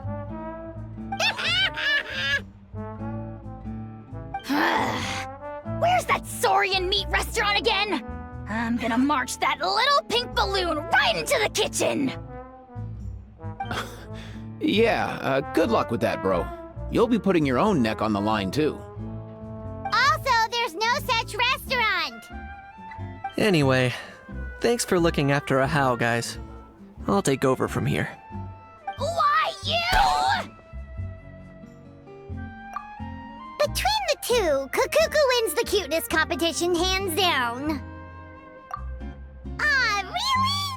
Thanks! Wait, who are the other contestants, though?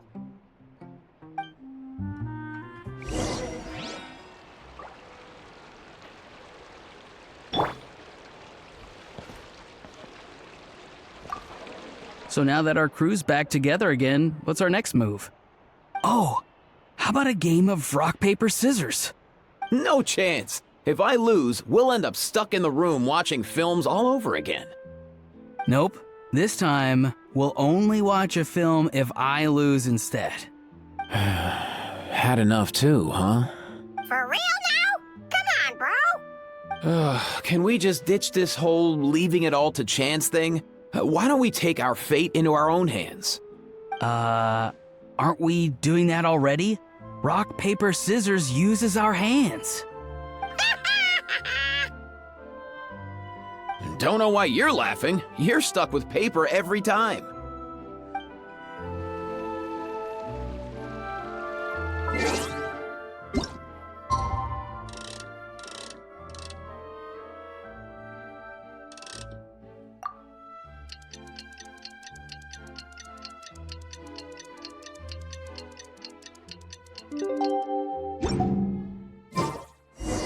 The lost and found notice is up! Maybe we should go hang around the Palais Mermonia to see if anyone shows up to claim it.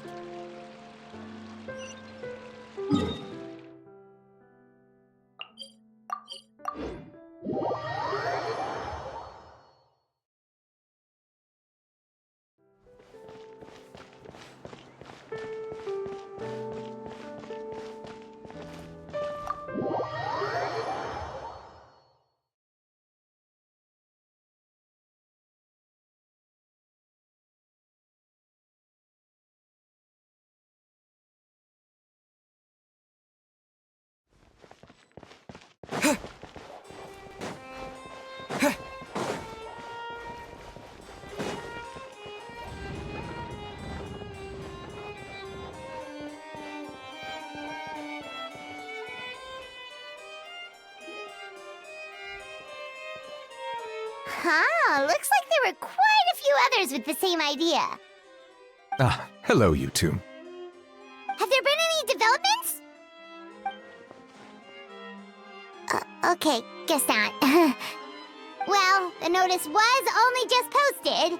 Guess it's pretty unlikely that someone would show up right at... Special Patrol, open up! Ah! Who's there? What's going on? The Special Patrol? I don't think that's who this is. Hey, this isn't the time for silly jokes! Let's go check it out. Good day, all. Gramps, grannies, aunts, and uncles. What in the Tevat are you doing here, Auroran? Oh, he must be the one you mentioned. Kakuku's owner? One of his owners. Kind of. But, bro, what are you doing here? I'm here to claim a lost item. Is this the person you saw on the boat, Mr. Kinich? Somehow I highly doubt that.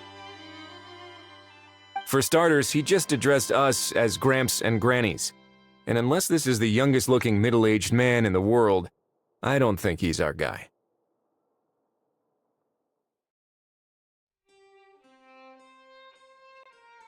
Huh. Was there something wrong with my door-knocking etiquette?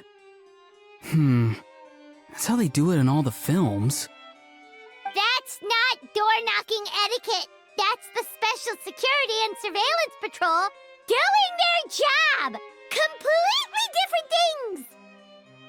Oh, I see. I figured it was just a polite way of requesting entry to show the people inside you had something important to discuss. Oh, sorry about that. I totally goofed that one up. Give me a moment. I'll go back out and try again. So, Roran, you said you were here to claim a lost item. What did you lose? Yeah, so basically...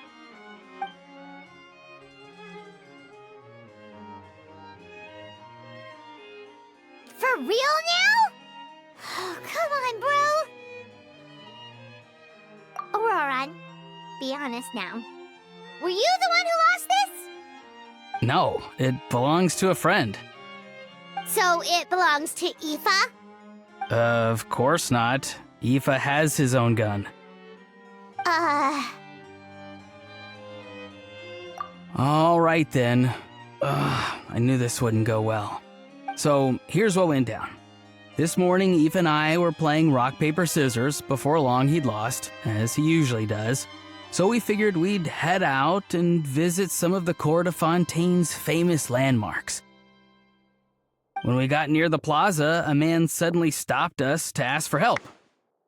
He said that he had lost something and that someone had found it and sent it over to the Palais Mermonia. But apparently he used to work here and was worried it'd be awkward bumping into his old coworkers, so he asked us to pretend to be the owners and claim it on his behalf. You didn't manage to keep that pretense up for long. It's fine. I'm not the one who feels awkward anyway. So, a former employee of the Palais Mermonia. Was this individual a Fontaine native? Yes, at least I assume so. He looked like a well-dressed gentleman to me. We were about to refuse, but he was so polite. Could it have been a disguise? Oh no. Auroran, Paimon thinks you've been tricked. This person might be in cahoots with the bad guys. Oh, maybe he already took off and escaped as soon as your mission went pear-shaped. No way. I'm not that dumb. Huh? He's not going anywhere. Aoife and Kakuku are keeping an eye on him over at the plaza. Keeping an eye on him. I like the sound of that. In that case, let's hurry over to where Aoife is. Time to catch that con man and find out what's really going on here. Wait a minute, I have a question first. Traveler, Paimon. You're pretty famous in Natlan, right? Oh, we're basically household names. But why do you ask? Would that be a problem? Remember when I said that the seller might be watching in secret? If so, then picking a Roran to do their dirty work was a careless mistake on their part. It suggests that the person who got a Roran to claim the item might not be fully in the know themselves. There are plenty of unanswered questions, but standing around racking our brains won't help. However, I still suggest that the famous faces among us, meaning the Traveler and Kinich, oh, and of course, Monsieur Nivelet too, stay here for the time being. We'll empty the box, give it to Auroran, and then he can claim the item as if nothing happened. I'll follow to check if anyone is watching. I doubt anyone would recognize me anyway, so I shouldn't draw too much attention. I think this plan is worth a try. I shall leave it to the pair of you. So, I have to go undercover again, right? Well, not exactly undercover. Just drop the special patrol persona and be yourself instead. Roger that. Over and out.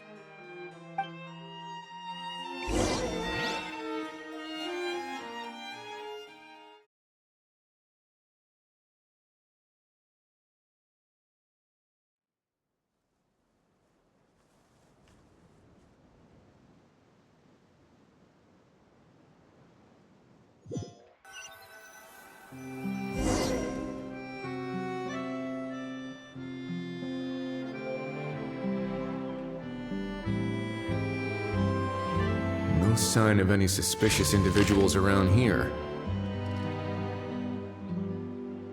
Auroron has entered the elevator as planned. I'll head over to the plaza now.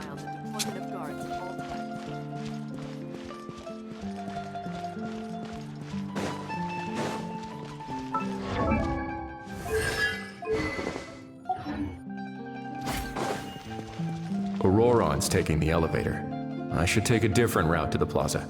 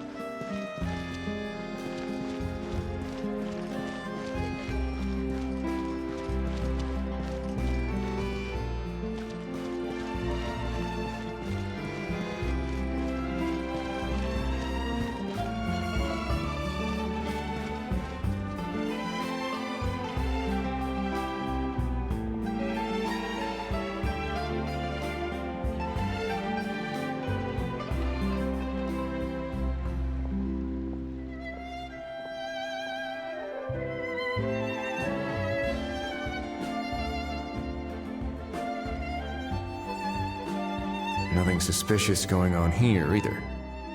Strange. Maybe we're overthinking this? Oh dear! Oh dear! Stop with the pecking! Stop with the pecking! Please, sir, I'm begging you, do me a favor and get this pet of yours under control! The heck are you on about?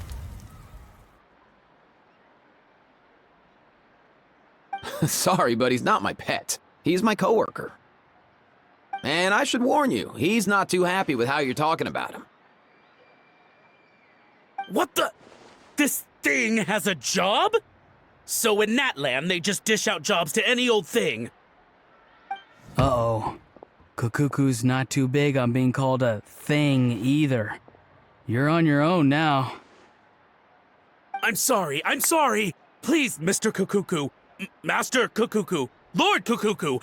I meant no offense, I promise. All right, Kukuku. That'll do for now. Let me ask him some questions first.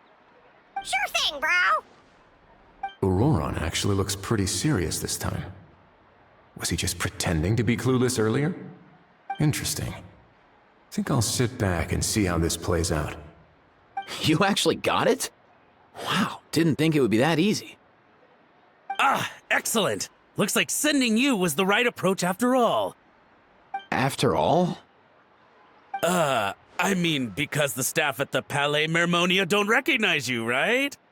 So I got it, but I don't remember promising I'd hand it over. Huh? This thing's pretty cool. I've taken a bit of a liking to it.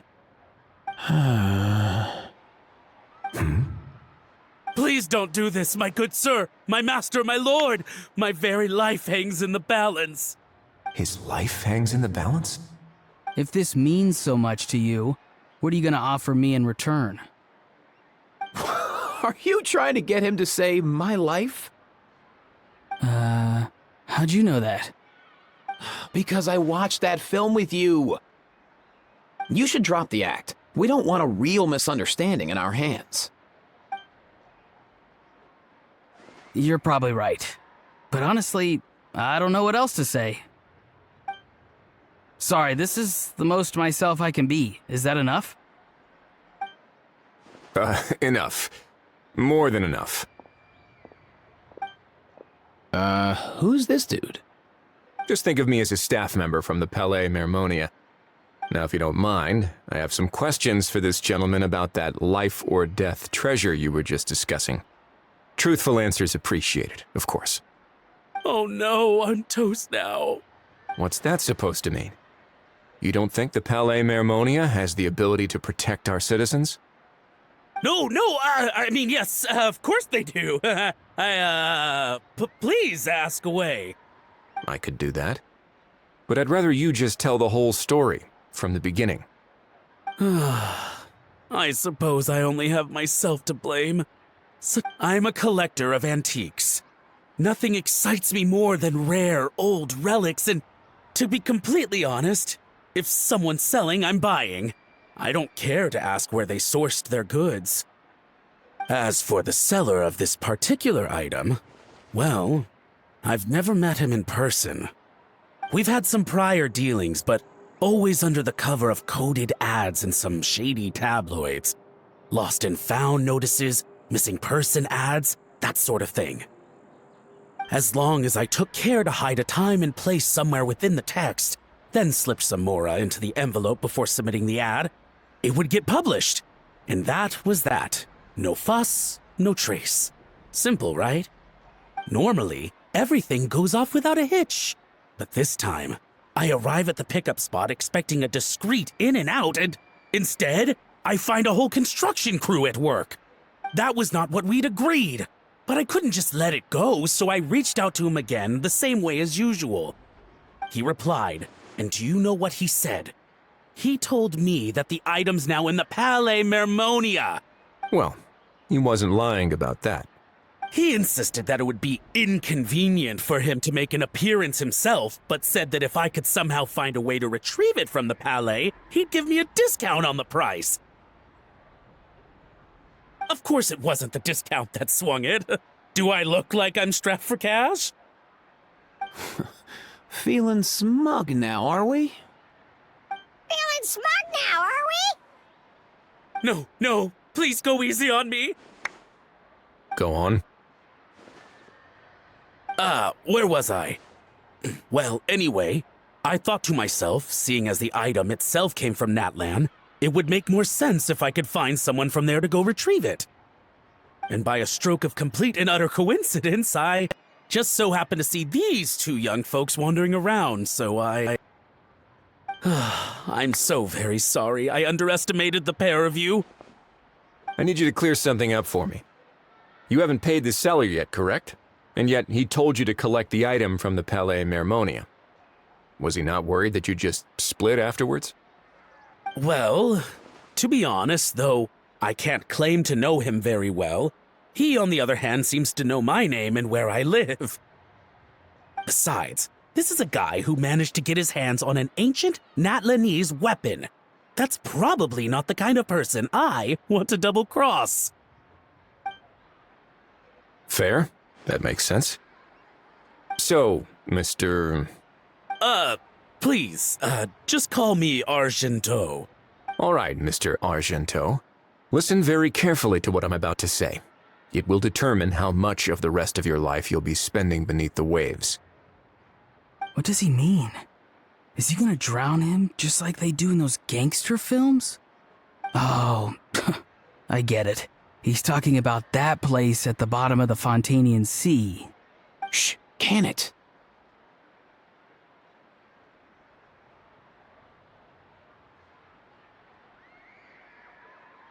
Owing to your suspected involvement in the illicit trade of Natlanese relics, you're now one of the suspects in an international smuggling case. A trip to the Opera Epiclese seems unavoidable at this stage, but on the bright side, you still have one chance to make things right. Okay. Do I really? Please tell me what to do. It's very simple. Just reach out to your seller in the same way as usual, arrange to meet, bring the money, and make the deal. Just be sure to let me know all the details.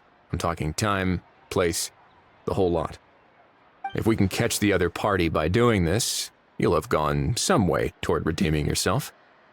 Understand? Oh, I see. I understand. You shall have my full and unadulterated cooperation. Good. Don't break the law, and don't even think about making a run for it. The Palais Mermonia will be watching you and ensuring your safety. All right, take the box, but leave your ID and other documents behind. You can go now. As for you two, protocol dictates that I should take you both back to the Palais and have you sign a confidentiality agreement. But that would take a lot of time and effort. Such a hassle, bro! See, Mr. Kakuku knows exactly where I'm coming from. So, I was thinking, since you're all friends of the Traveler... I understand, sir. We got dragged into this by accident, and it has diddly squat to do with us. And out of respect for the Traveler, we won't say another word. Oh, I know this part. We better keep our mouths shut or we'll both be sleeping with the fishes in the tailor-made pair of cement shoes. In that case, I understand completely. Not exactly what I was going for, but if that's how you want to understand it, then be my guest. Then it's settled. Thanks for your help. Boy, am I glad that's over. That's enough work for one day. Time to head back.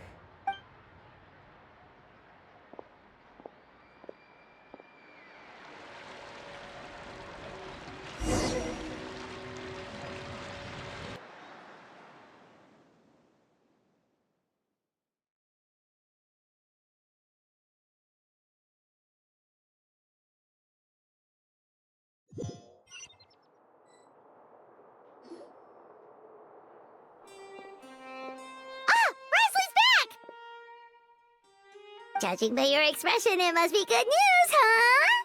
It went smoothly, on the whole.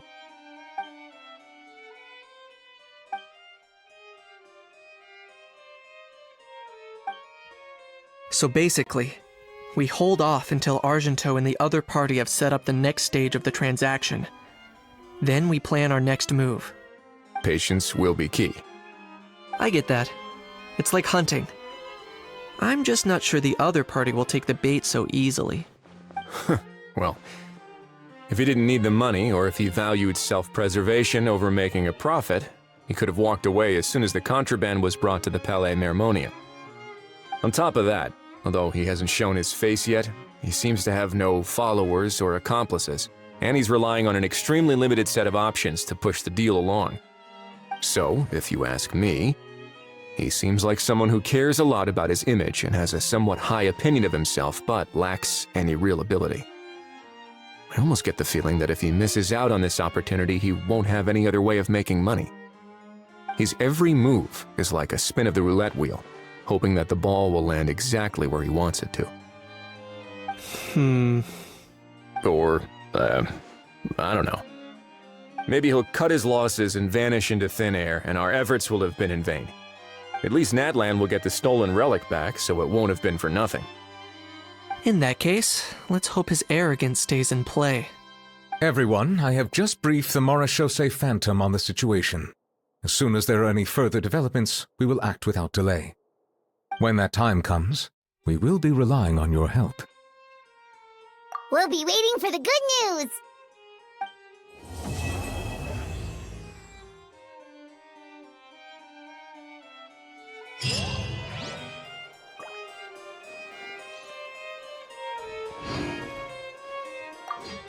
On the topic of kidnapping cases...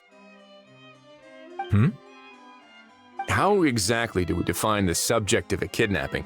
According to the regulations, I mean. Aside from humans, do pets count? What about sentient, non-human beings? Of course, melazines go without saying, but what about a being like Kakuku? I am surprised that you are unfamiliar with the legal provisions on this matter. If I knew all the laws like the back of my hand, I wouldn't have ended up in the fortress of Meripede, would I? That is no laughing matter, Wriothesley.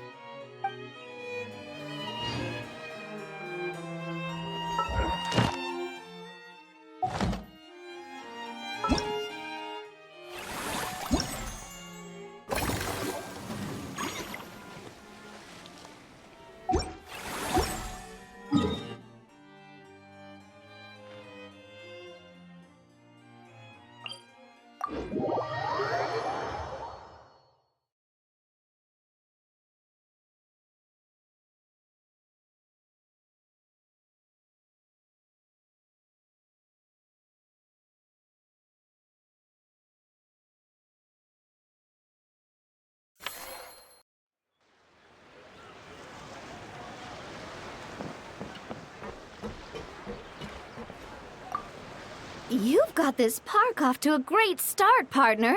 The ball's really starting to roll, huh? I can't wait to see how it'll all turn out. How exciting!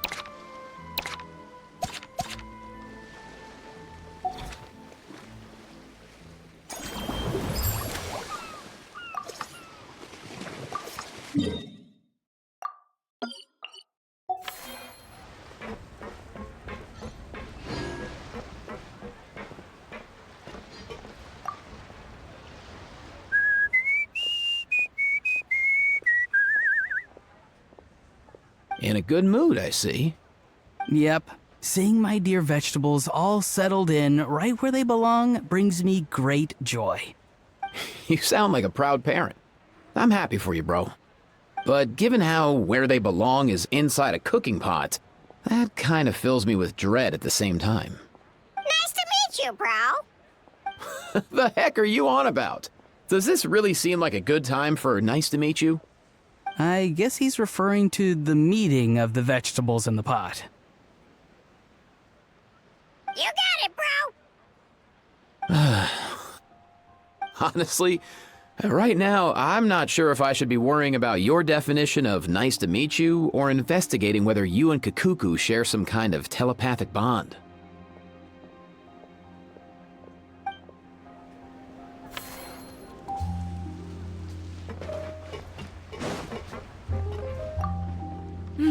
That unique aroma. I wonder how you'll inspire my cooking this time. All right then, I'll just go with the flow. It's about time for a fresh new flavor.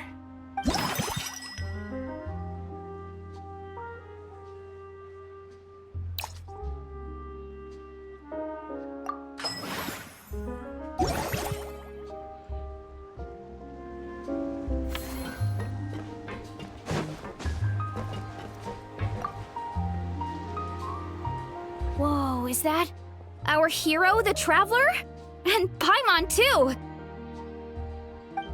Oh, I guess I shouldn't be too surprised. Mrs. Coiffier already told me you were the big boss here. But when I saw you just now, I forgot myself for a moment. Technically speaking, the Cheval Moran Film Fantasyland doesn't even have a boss, does it? Isn't it the idea that everyone works together to make it as successful as possible, and then we all share the profits? But, wait a sec. Why are you here, Veressa? Well, officially, I'm here to promote my brand. Not long ago, Mrs. Coiffier placed an order with me for her restaurant, as she often does. In her letter, she mentioned that showcasing my orchard's products at the festival would boost sales and help build my brand recognition. After talking it through with my parents, I decided to give it a shot. Now that I'm done with the restaurant's ingredient order, I plan to sell the rest of my fruit directly to guests to help quench their thirst, of course. The thought of enjoying fresh fruit from Natland here in Fontaine does sound pretty appealing. But with this many customers, wouldn't it be exhausting to watch the stall all day? Huh? Am I supposed to be watching the stall the whole time? There's an attraction over there called Movie Masterpieces, right? I heard some of the challenges are based on famous films. Some of those films have even been adapted into great comics. I'd love to go give it a try. So, you're not doing any business at all? Back in the Collective of Plenty, I'd just set up a sign with the fruit prices, place a weighing scale and a coin jar to one side, then let people pay on their own. When closing time came around, I'd wake up and check the accounts. Not a single Mora's ever gone missing. To be fair, that does sound nice. People in the Collective of Plenty are a law-abiding bunch. No one would even think about taking something without paying. Makes sense that tending your stall wouldn't take too much effort. Fontanian customers are no doubt trustworthy too, but let's just say they're not used to self-service shopping. Plus, if you just leave the stall unattended as a Natlanese merchant, people here might think you're gone for good. In that case, I'd better start acting the part. But I'll need to buy some things in the city before I officially open for business. I promised to bring back some Fontanian clockwork mecha for Kochi-an-san. Oh, and I also wanted to try a few rounds of movie masterpieces. After that, I should be able to focus on my business without getting distracted. We might not be locals, but we've explored Fontaine quite a bit. We know our way around pretty well.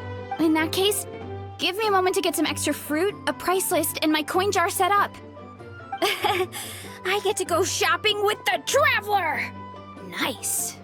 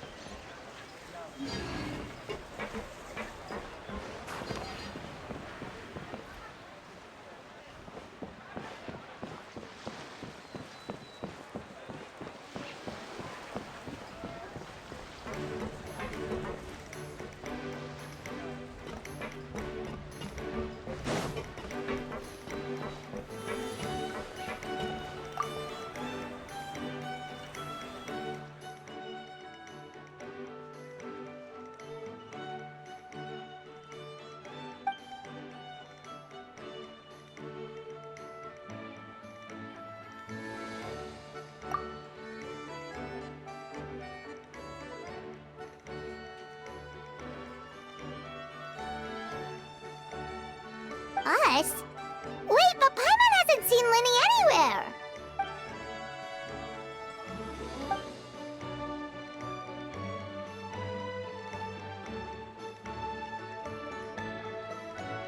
All of them?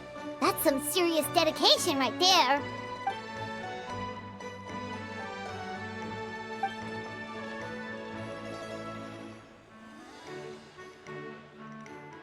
Paimon had no idea Lenny was so into horror films.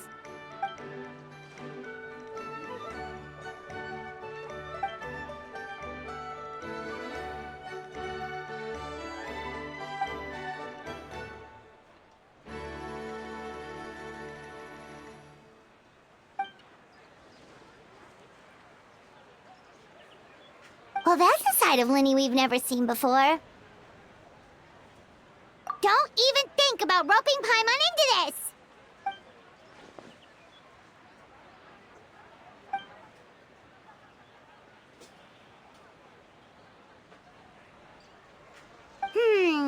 Sounds like eclectic escapades would be more to your liking then. Want to give it a try?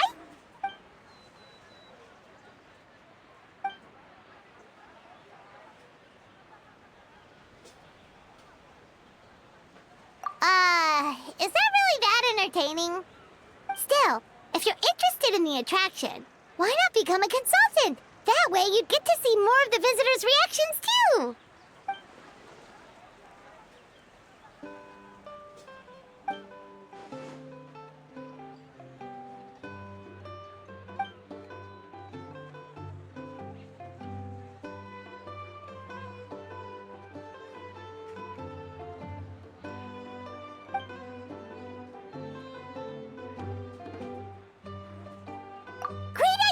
If we can get Lenny on board, the Cheval Moran Film Fantasyland will be even more popular than it already is!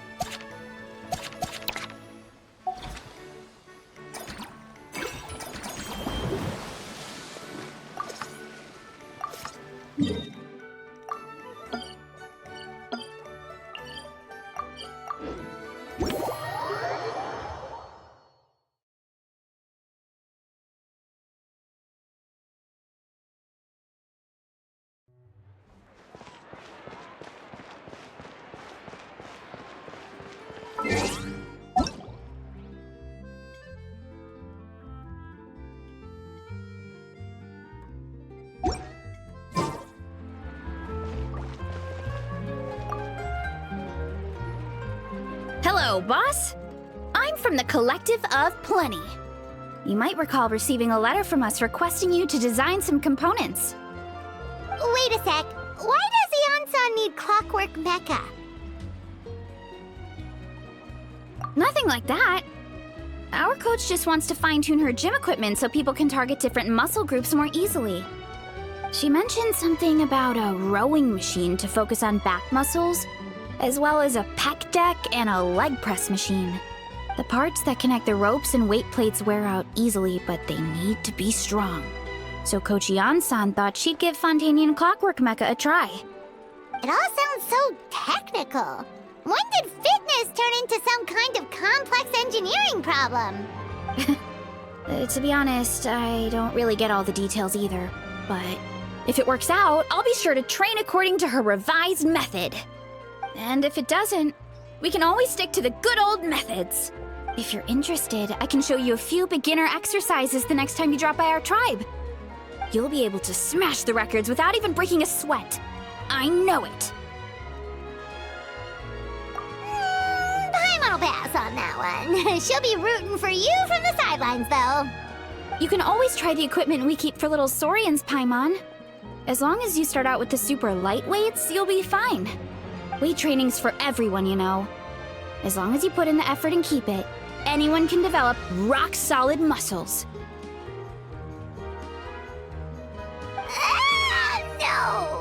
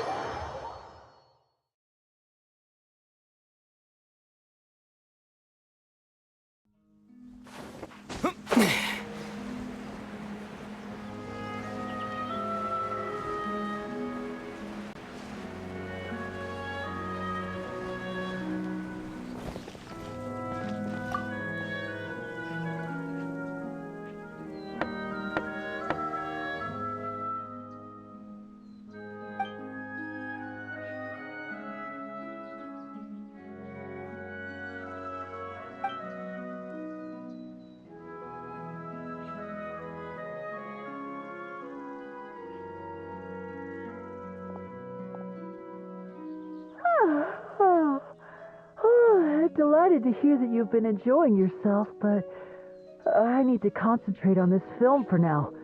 Those animal assistants will have to wait. I just need a little sleep.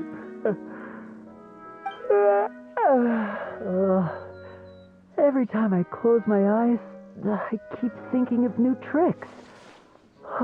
So tired. Can't sleep, but can't get up either. That's right, Lenny. A change of pace should stop your mind from wandering. Wait, Traveler? Paimon? You two are here as well?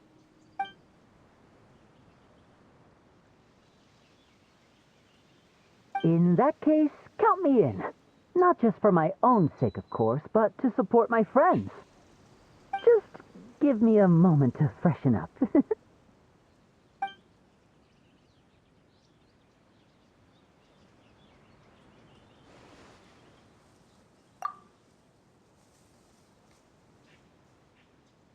Sounds good! Getting Lenny to cheer up and visit the amusement park's surely our greatest success yet!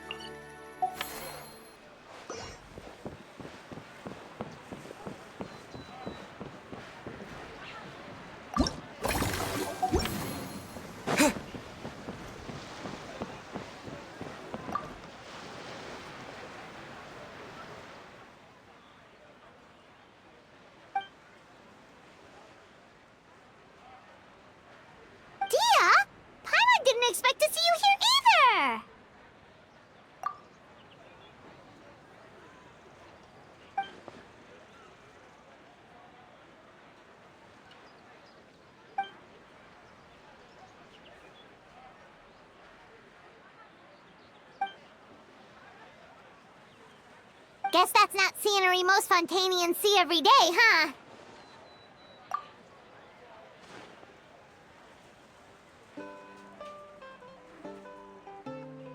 Wait, aren't fight scenes supposed to be as realistic as possible? Surely the more punches that land, the better.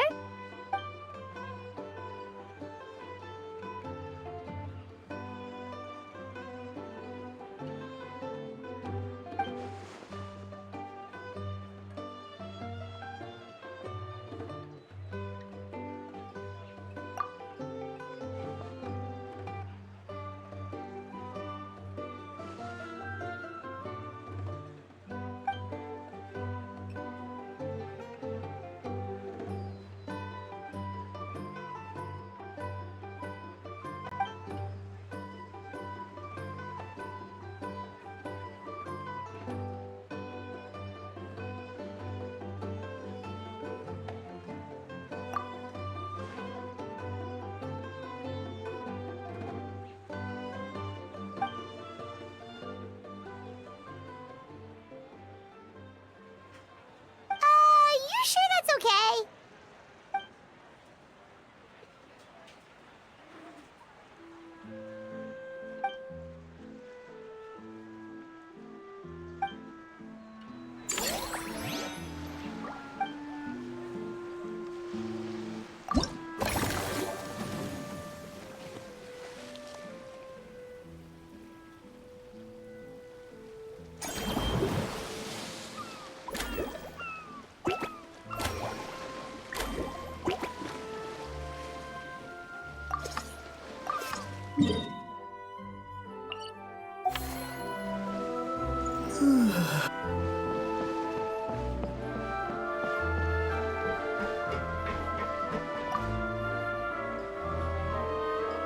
All right, time to show off how fast I can run.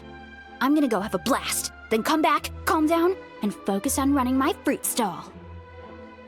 That's right. Last thing you'd want is to get too absorbed in having fun, then suddenly realize you're starving because you haven't eaten anything for hours. Funnily enough, Paimon can think of someone else with a bad habit of getting so into things that they forget to eat.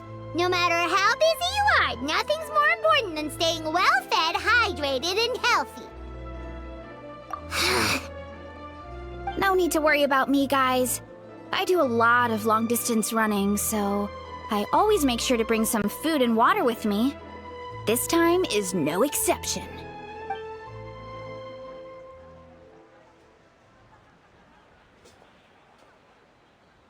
Woohoo! That was incredible! How was it? Did you get through all the levels? It was amazing!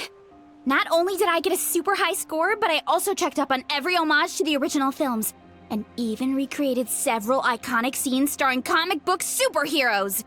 I'll focus on doing business this time round, but if there's ever another event like this, please let me know as early as possible. I want in! Yep. You know what?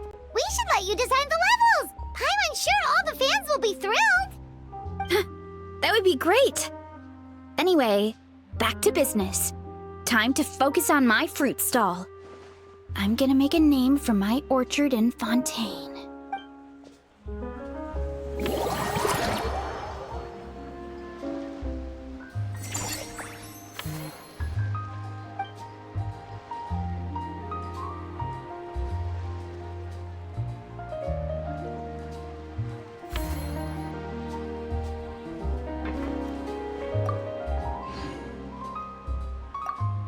Seeing how happy everyone is here, I can't help smiling myself. Would you like some fruit? Feel free to take some.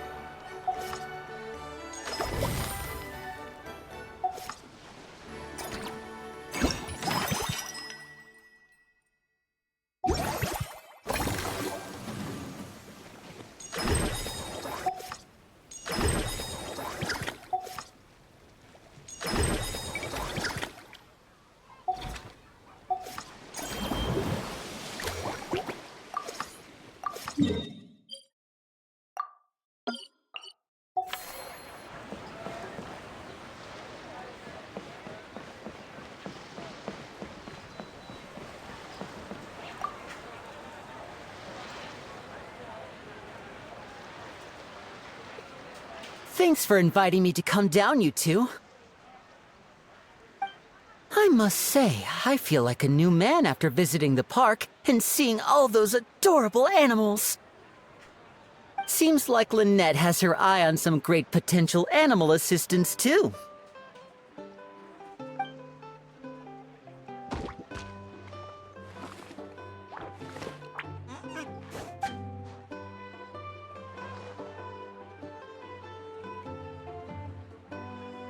Oh, and did you see those weird mushrooms?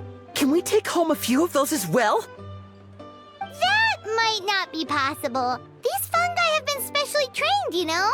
They're like the stunt actors of the elemental world.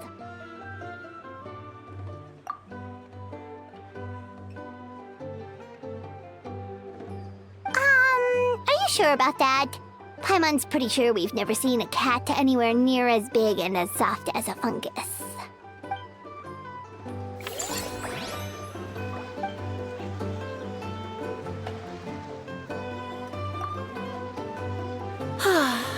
I feel so much better after seeing those animals. They're all so carefree. The other two attractions were great too. In fact, they've given me a new idea. An interactive magic show with a moving stage. We'll start working on it as soon as we've finished filming.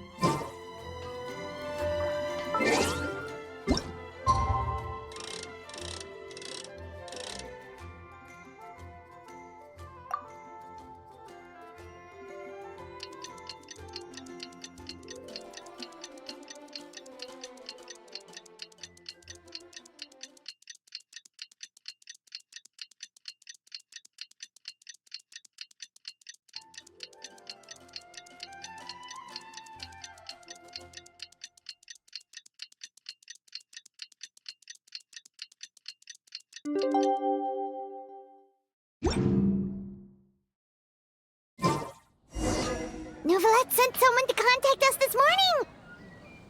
That must mean there's been some progress! No time to waste! Let's head out!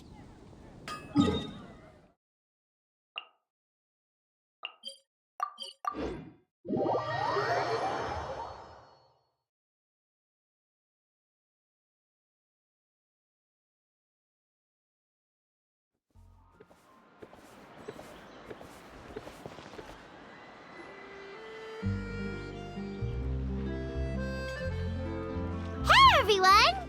We're not late, are we? No, you're just in time. Well rested, I trust? A great way to stay energetic, certainly. We received word from Mr. Argenteau yesterday, confirming the time and location of the transaction. It'll take place this afternoon, and it turns out it'll be somewhere we all know pretty well, too. The Film Fantasyland restaurant. Oh, really? Huh. He sure does like that place. Seems like you share our concerns, Traveler. Indeed. Capturing someone in a crowded event venue will be much more challenging than in an open area. The criminal might try to blend in with the crowd, or even escape by taking hostages. In light of this, we've had to make additional preparations. As soon as we received the news yesterday, we began coordinating with the Marechaussee Phantom and the Special Security and Surveillance Patrol. We'll be deploying lots of undercover agents on site. If things go south, the safety of the civilians will be our top priority. Of course, fingers crossed, everything will go without a hitch. I noticed a bunch of familiar faces from the previous case, like Captain Chevreuse of the Special Patrol, so I'm feeling optimistic. We'll trust your instincts, then. Oh, yeah, and by the way, we've also been in communication with Miss Lapine Pauline and Miss Navia. The Spina di Rosula will provide support within a controlled scope, so there's no need to worry. The only potential issue is with Miss Escoffier.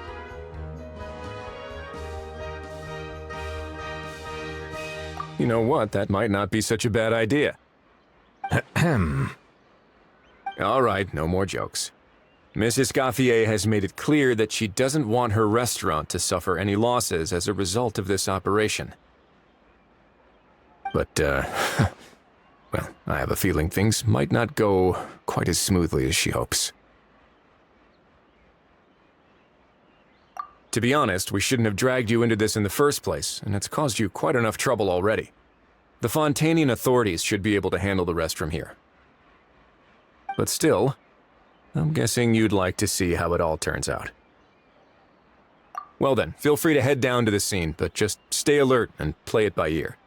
You won't necessarily have to do anything, unless things go pear-shaped, of course. I'll do my best to ensure that things don't escalate to that point. Of course. There are still a lot of unanswered questions, but our intel so far indicates that the culprit's from Natlan. Plus, I'm already a witness in this case. Might as well see this thing through to the end. That's the Knight we know and love!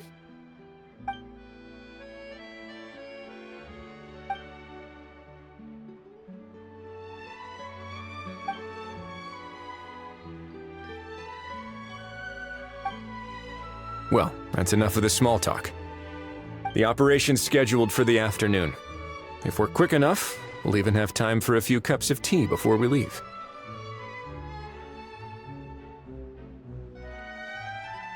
Oh, and let's grab something to eat too! Can't work on an empty stomach, you know. And rooting for you. It's a very important job. All right, I'll head over to the venue now.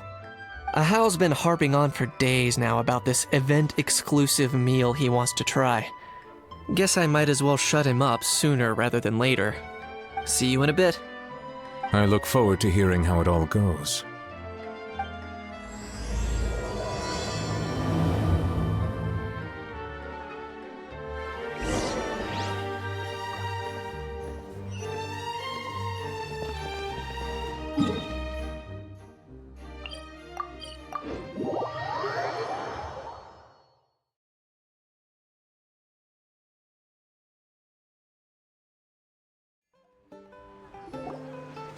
This beach seems to be getting livelier by the day.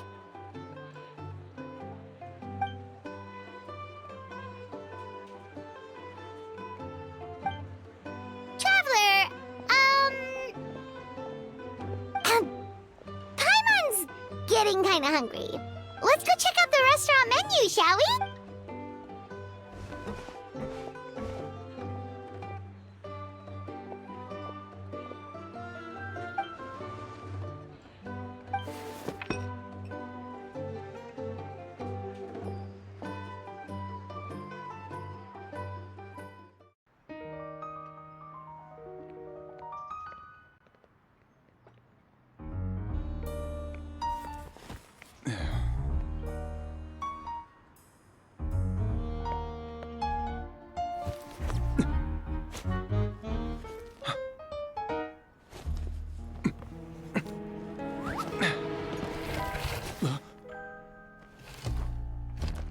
Your friend thought you might be thirsty.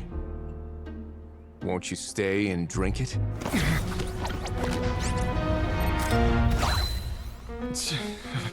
I tend to steer clear of drinks left out in the open.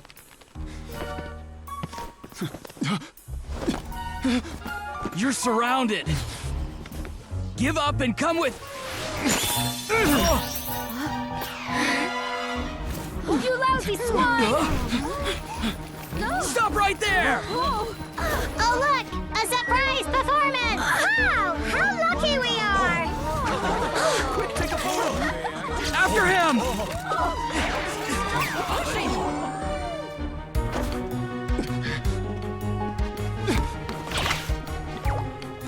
Sorry, my guy. Unlicensed and illegally docked. This boat's not going anywhere.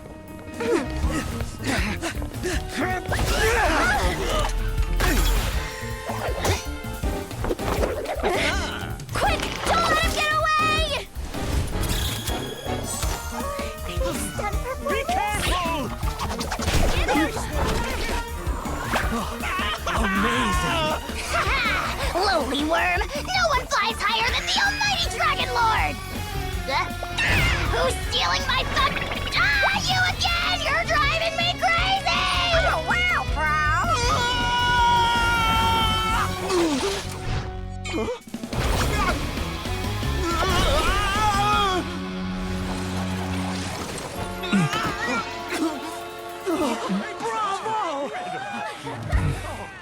All right, that's a wrap.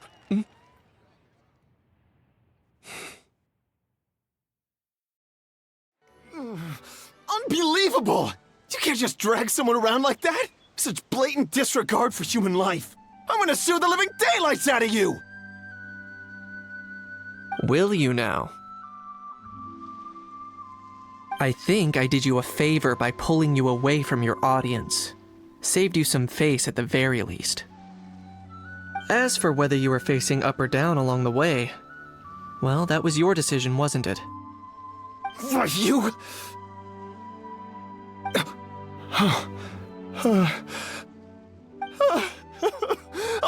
all right, I admit it. I was in the wrong.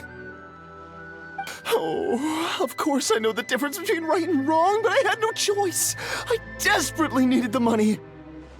I was an expert on ancient relics. Not only did I have a successful career, but a happy family too. But my son, I never imagined he'd turn out this way. Fell in with the wrong crowd and ended up shoulder deep in gambling. We had some savings, but he drained them away like a waterfall. Once he fell into debt, he had creditors regularly coming over to threaten and intimidate him. Oh, my son is about the same age as you are. If only he could have turned out more like you.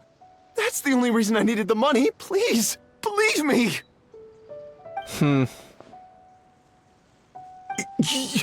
You... Please, kid, I'm begging you. Help me. I see you're from Natland too. That makes us brothers. Please, have mercy. I still have a chance to help my son straighten himself out. But only if I get back. If I go to prison now, he'll be doomed, I tell you, doomed! And isn't standing together and fighting for a better future what families do? Our fate is in your hands, young man. Please, have a heart. Something wrong, Kanich? Gone soft, have we? I don't believe a word you say. Wriothesley had you just about figured out. You're a gambler. Pure and simple. A gambler? Me? Nonsense! I told you, it's my son! First of all, are you really from Natland? You've been keeping tabs on the gun's whereabouts this whole time. You should have recognized at least one familiar face by now. On top of that, the way you threatened to sue me? Spoken like a true Fontainian, if you ask me. Huh? What kind of logic is that? I can explain. I actually grew up in... I don't want to hear another word. Ahau, here's your chance. Shut someone else up for once. The moment I've been waiting for. Eat this, scumbag! Being a compulsive liar is one of the hallmarks of a die-hard gambler. I bet you're just a Fontainian pretending to be from Natland. Even if you have any friends or family to speak of, I'm guessing they've long since cut all ties with you. And you have your depraved ways to thank for that. Of course, I might be wrong. But does that matter?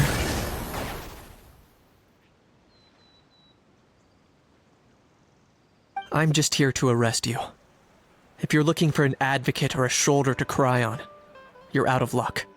Besides, prying the truth out of you is exactly what your beloved courts are for. Isn't that right?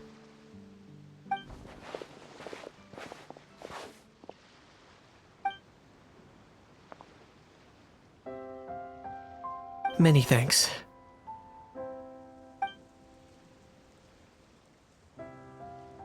And me? What about me? So rude. You should be bowing down in gratitude to the almighty Dragon Lord.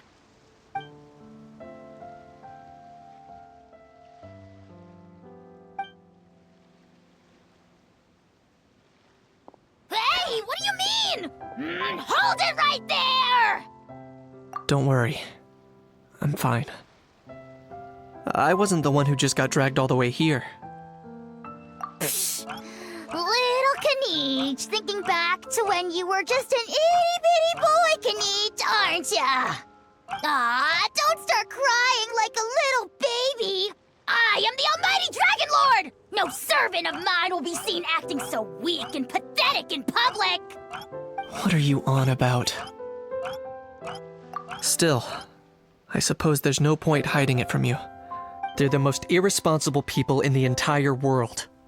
They'll tell 1,000 lies for a single coin, deluding themselves into thinking they can use it to gamble their way to a vast fortune. But we all know that even when it looks like you're getting something for free, there's always an unseen cost. In the past, I also ended up paying a price for my father's gambling losses. I don't want anyone else to end up in a similar... Don't feel sorry for me. They say that people are shaped by their past. And since I've made it this far, I must have done a lot of things right. We should never punish ourselves for the mistakes of others. Instead, I choose to remember the moments that helped me grow. Like when I first learned to use a grappling hook. Or the very first time I yearned for knowledge.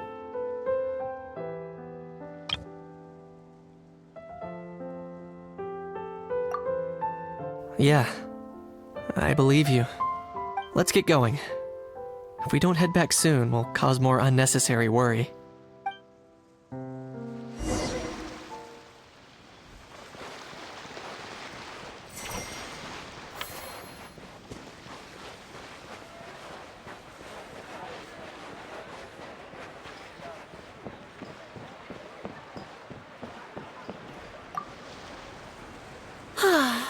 I feel so much better after seeing those animals. They're all so carefree. The other two attractions were great too. In fact, they've given me a new idea. An interactive magic show with a moving stage. We'll start working on it as soon as we've finished filming.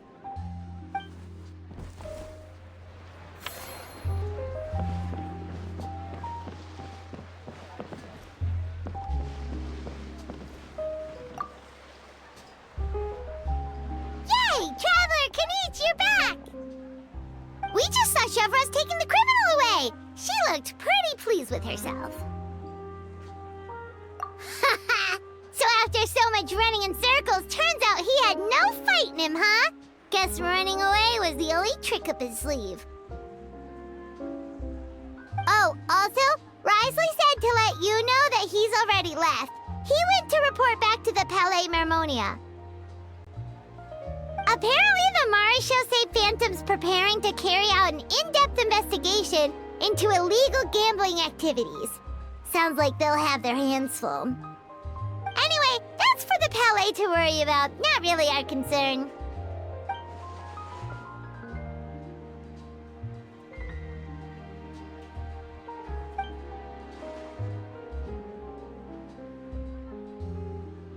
Hey, it's not like you to give up so easily, Charlotte.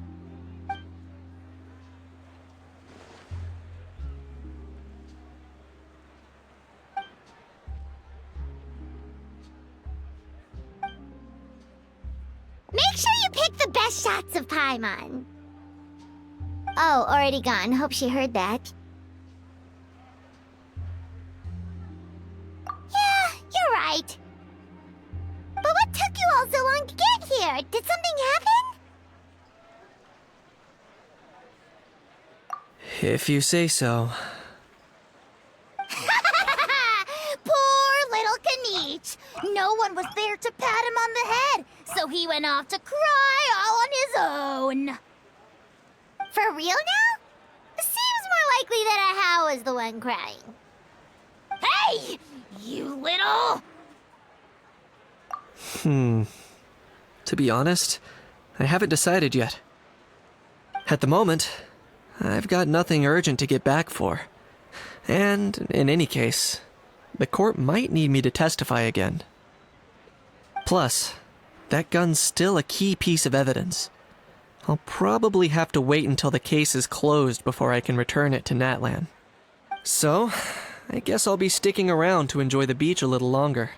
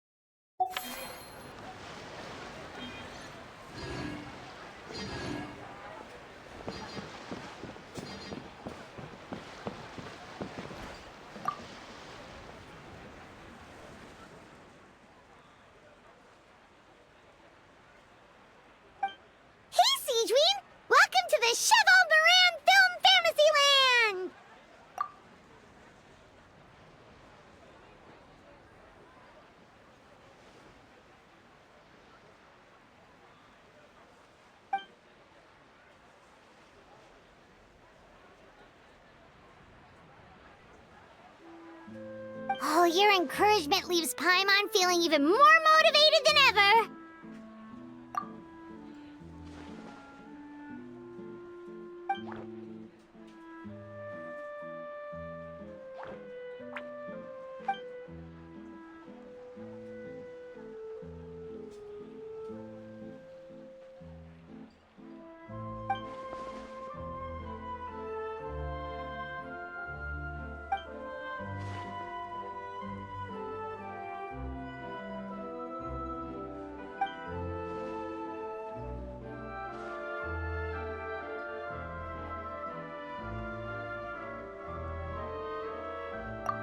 But now they've got films to watch.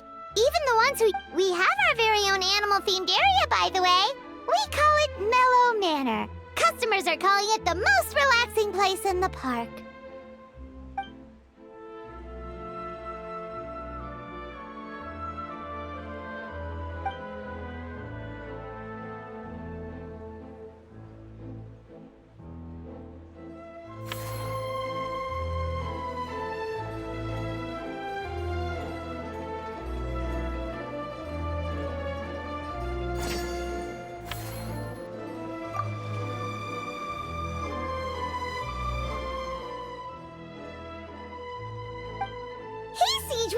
Welcome to...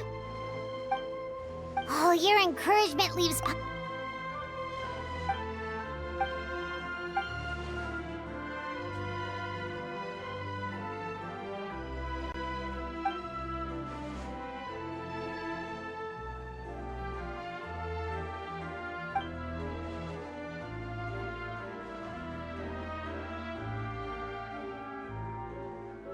But now they've got films to watch. Even the ones who used to cause trouble might settle down a bit, right? We have our very own animal-themed area, by the way. We call it Mellow Manor. Customers are calling it the most relaxing place in the park.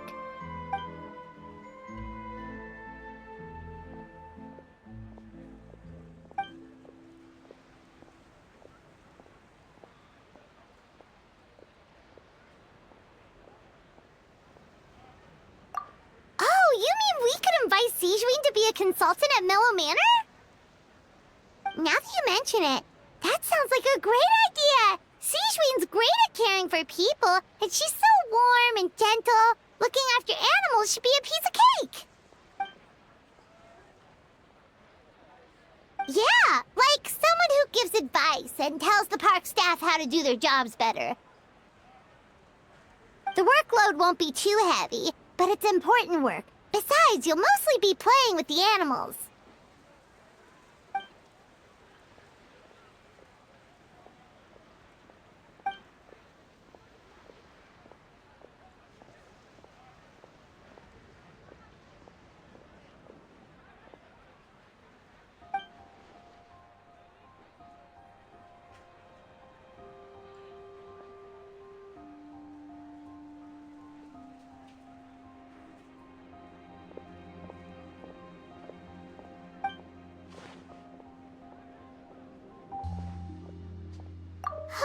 With Sejuine on board, Mellow Manor's gonna be even better than before! Paimon has a feeling our revenue's gonna shoot through the roof!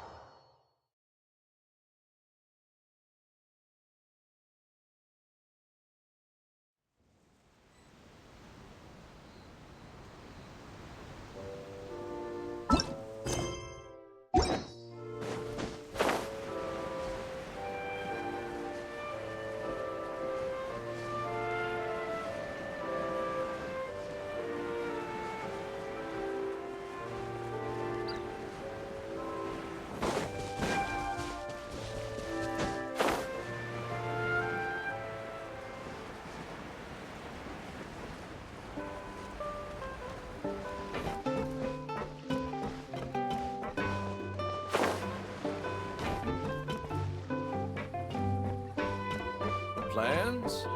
I don't have any plans.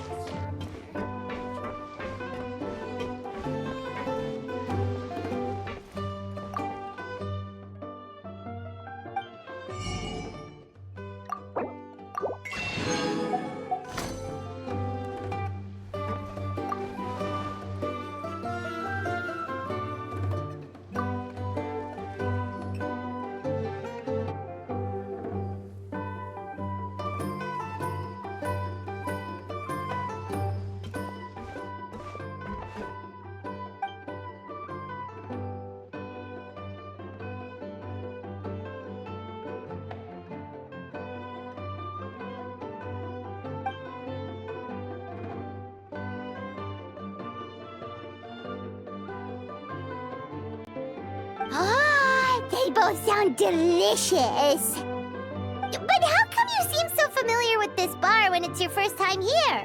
Paimon's never even heard of the drinks you ordered us.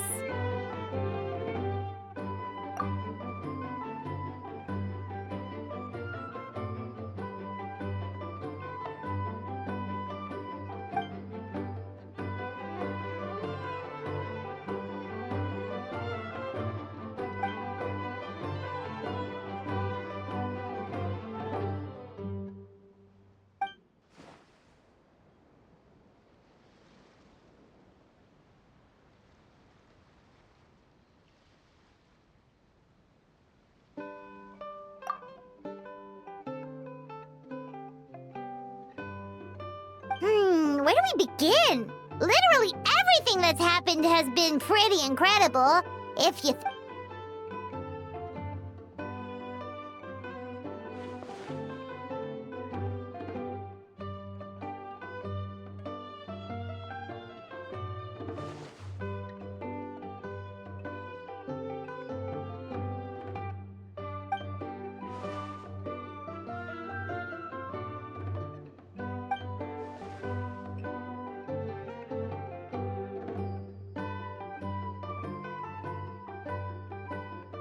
Huh?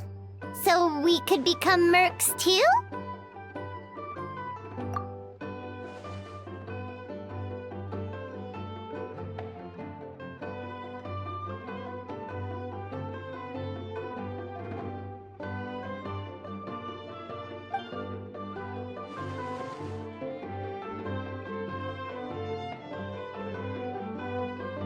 That actually makes a lot of sense. When you think about it, it's not all that different from adventure commissions. Who knows? Maybe we'll find jobs where we can help a lot of people while also bringing in a nice chunk of Mora. Wouldn't hurt to build connections with Dia's Eremite friends either, would it?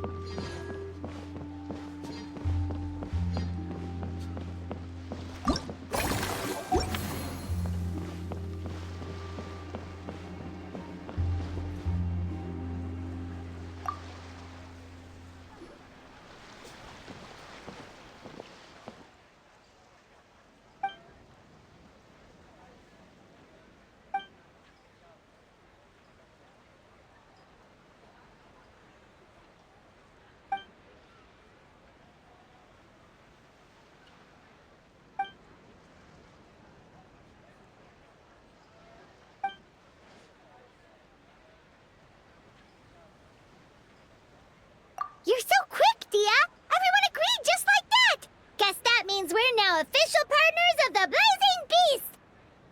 Hooah! Watch out, world! There's a couple of new mercs on the scene! Maybe Paimon should give herself a proper mercenary name.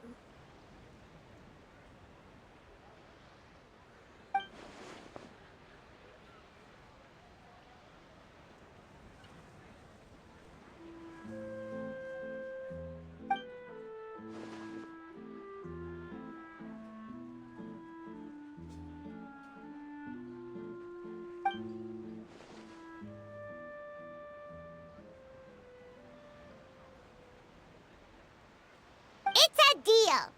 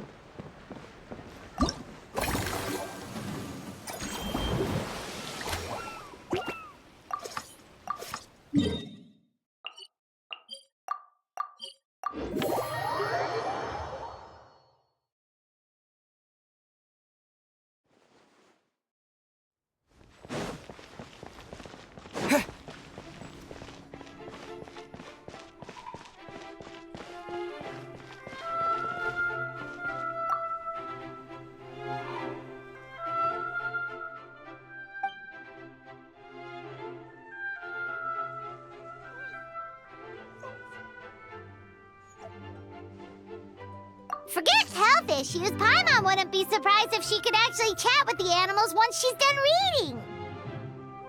Oh, wait, head nurse, please don't go. Phew, boy, am I glad I caught up with you. One of the inmates has become obsessed with those magical mouse munchies from the animated films you've been showing them, and tried making some himself with 3 days' worth of welfare meals. He ended up giving himself food poisoning with symptoms we've...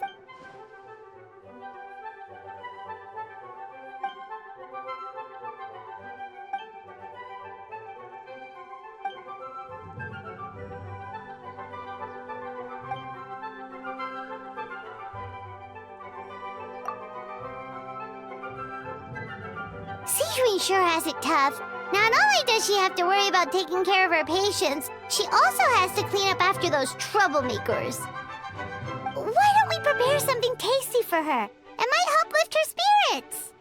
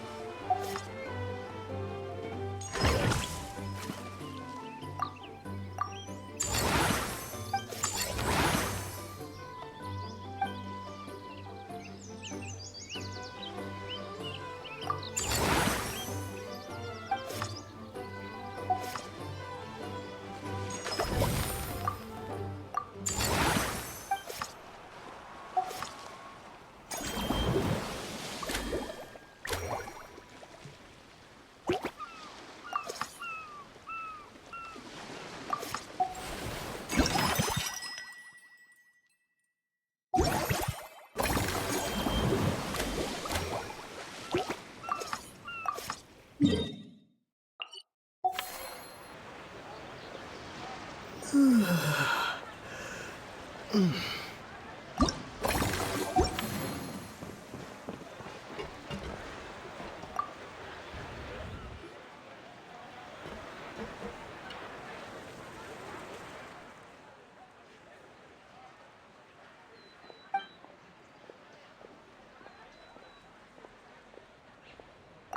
here's a special snack, too! Hope it gets your strength back up.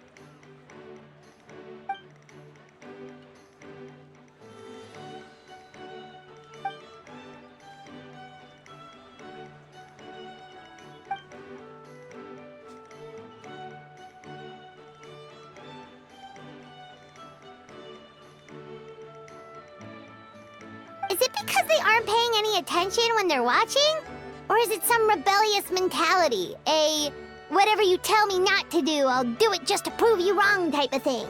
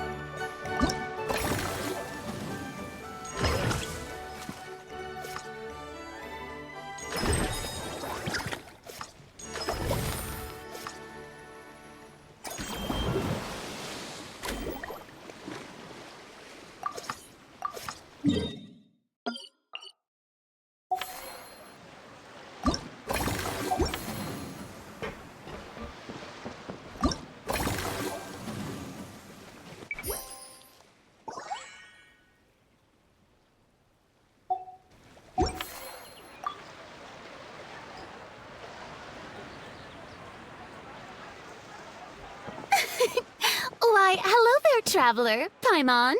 I sensed your enthusiasm from a mile off. You were so bright, I could have taken you for an opera singer in full falsetto. Farina, you're finally here! Thank you. I am just as thrilled to be here as you are to have me. More seriously, I'm not the star this time. That's you two, alongside all the creators sharing their passion for film with the world. Honestly, when I was first asked to approve the plans, I thought this would just be a small event. I never imagined that the Cheval Moran Film Fantasyland would expand to this scale so quickly. Yeah, thinking back to when we first arrived, it really has all come together in no time. At this rate, who knows? Someday it could become as iconic as the Fontanalia Film Festival itself. And we have the two of you to credit for much of that. I've suggested to several renowned directors that we award you the title Pioneers of the Film Industry.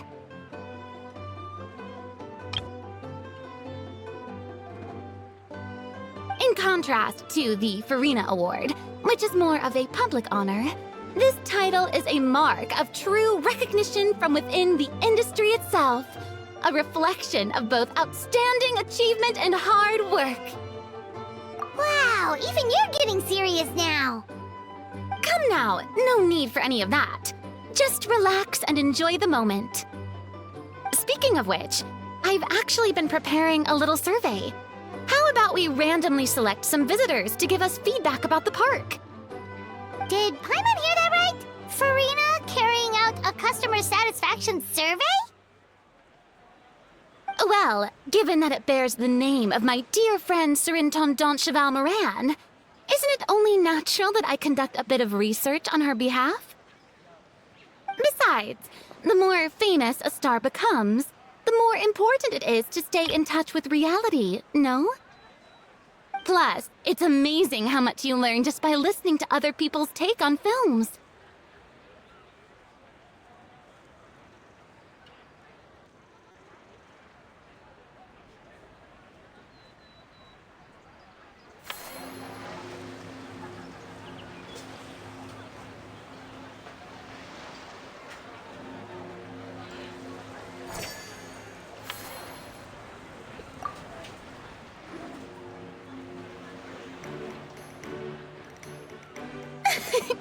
You were so bright. I could have... Farina, you're finally here! Thank you. I am just as thrilled to be here as you are to have me. More seriously, I'm not the star this time. That's you two. Honestly, when I was first asked to approve the plans, I thought this would just be a small... I never imagined that the Cheval Moran film Fantasyland would expand to this scale so quickly. Yeah, thinking back to when we first... At this rate, who knows? Someday it could... And we have the... I've suggested to several renowned directors that we award you the title in contrast to the Farina Award, which is more of a public honor. This title is a mark of true recognition from within. Wow, even you're getting... Come now, no need for any of that. Just relax and enjoy the moment. Speaking of which, I've actually been preparing a little survey. How about we randomly select some visitors to give us feedback about the park? Did Paimon hear that right? Farina carrying out a customer satisfaction survey? Well, given that it bears the name of my dear friend Surintendant Cheval Moran, isn't it only natural that I conduct a bit of research on her behalf? Besides, the more famous a star becomes, the more important it is to stay in touch with reality, no? Plus, it's amazing how much you learn just by listening to other people's take on films. Paimon always assumed celebrities just get their assistants to handle everything for them. But it sounds like it's actually pretty hard work. Then again, maybe Farina's just an outlier.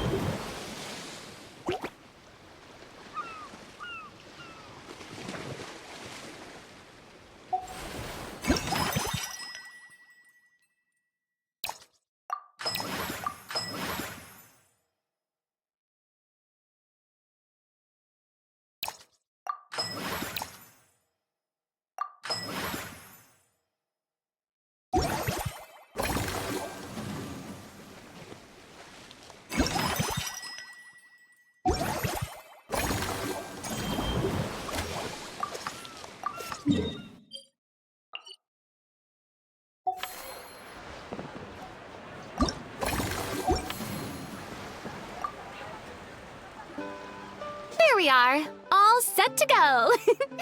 Now, let's take a stroll nearby and randomly pick out some visitors to ask a few key questions.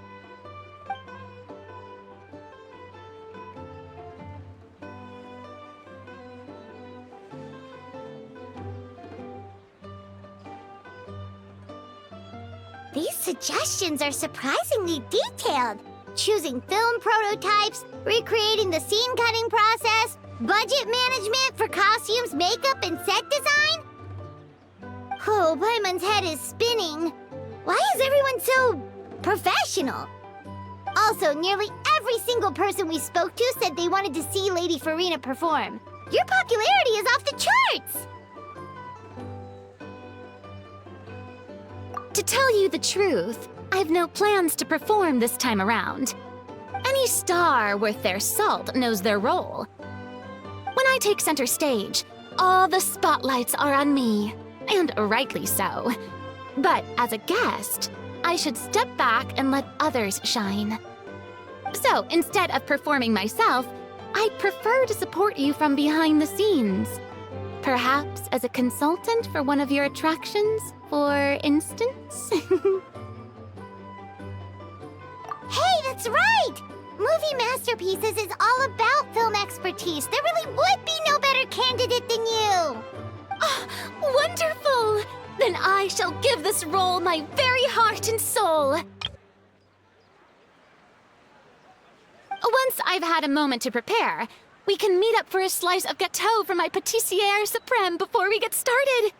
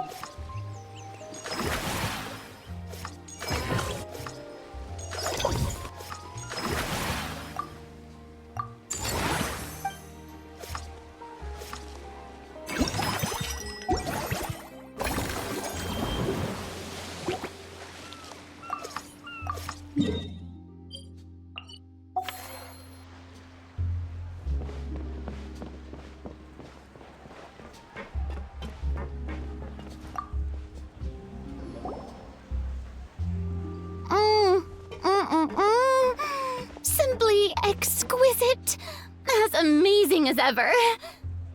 Escoffier, have you ever considered starring in your own film? I can see it now. Val's en cuisine. A riveting tale about the art of extreme cooking. I'm sure it would be a hit. As it happens, I'm already doing something similar. A brand consultant has been filming my training sessions with students and incorporating them into films about Fontainian cuisine. Oh, no. No. A documentary won't do. I'm talking about something with a bit more drama. Your experiences as a chef could be turned into a scintillating story. In fact, I'll even write it myself. Before you finalize it, please let me review the culinary terms, especially when it comes to how ingredients are handled, the timings and the quantities. Great! It's settled then. And actually, I think I'd like to bring in the Traveler and Paimon as directors. Something tells me that the three of you working together would really get the creative sparks flying. No problem. That said, now that we've been granted Director Farina's approval, we'll really have to step up our game.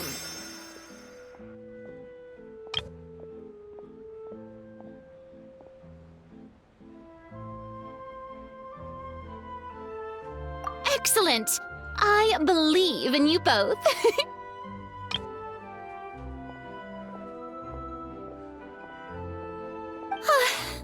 The gâteau was sublime as ever, Escoffier. Now, about time we got to work.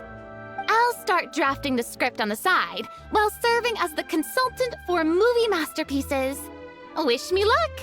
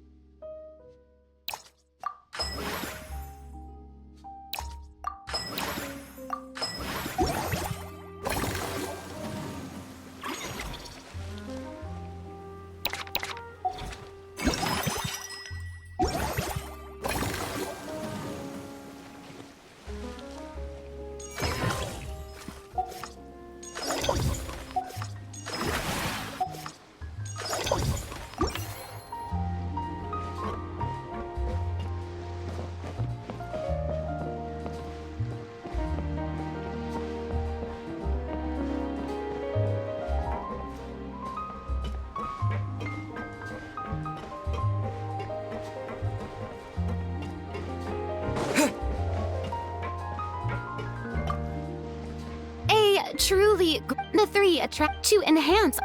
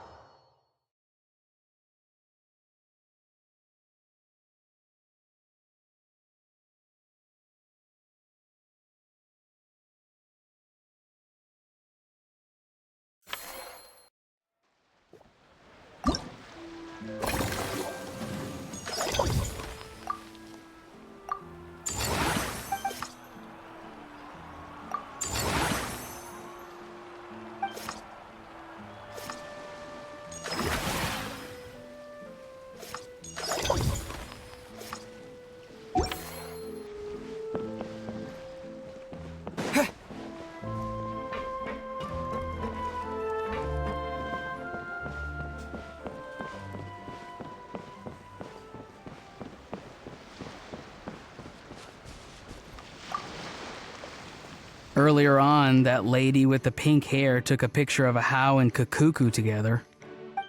You sound a little disappointed. Were you hoping to be in it too? I was at first. But after seeing how awkward a How looked, I figured I wouldn't really fit in. Ah! And you didn't think of sharing this any sooner? I'd have cuddled your neck and smiled for the camera! Anything to get out of being in the same frame as that thing! Really? Well, no worries, you still can. Come here, give us a hug. I hope your face is ready, because it's about to get flame roasted! I got your back, bro!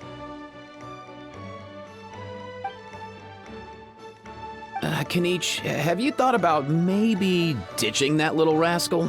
Leaving him here for good when you leave? I have. But given that a How's also an old relic, that would probably count as international smuggling. I can't bring myself to knowingly break the law. Guess we all have our problems in life.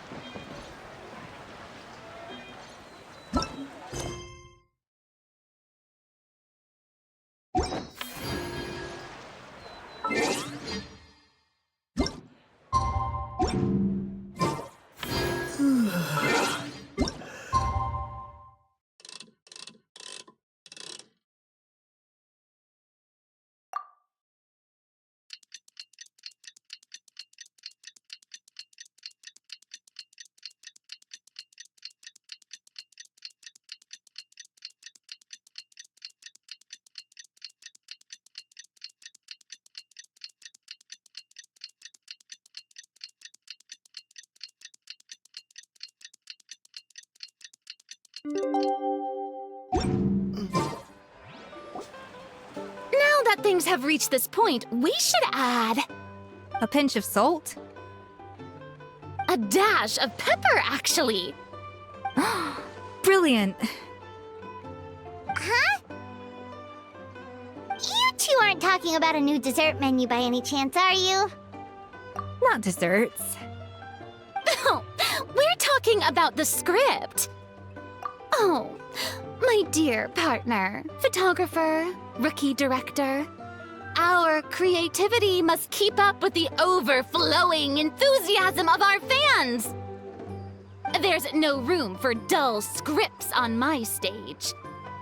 Plot twists should strike the audience like a cloud of pepper, leaving them sneezing in surprise. Achoo! The same logic applies in catering.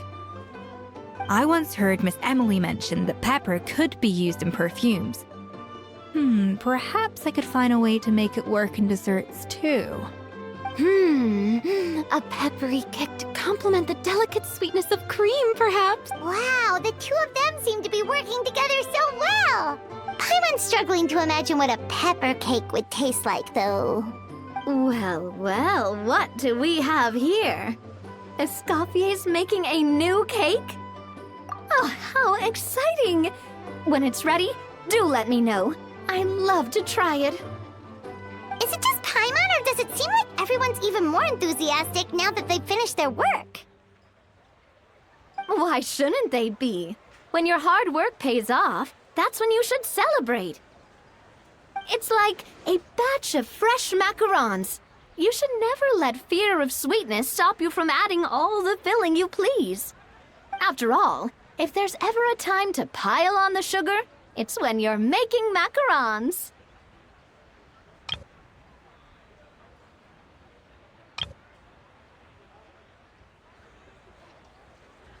Pile on the sugar! Pile on the sugar! And why are we piling on the sugar? Lepine Pauline, you're here! Is it ready? Of course! It all went according to plan. Huh? Were you off on some kind of important task? I was indeed. Please accept this.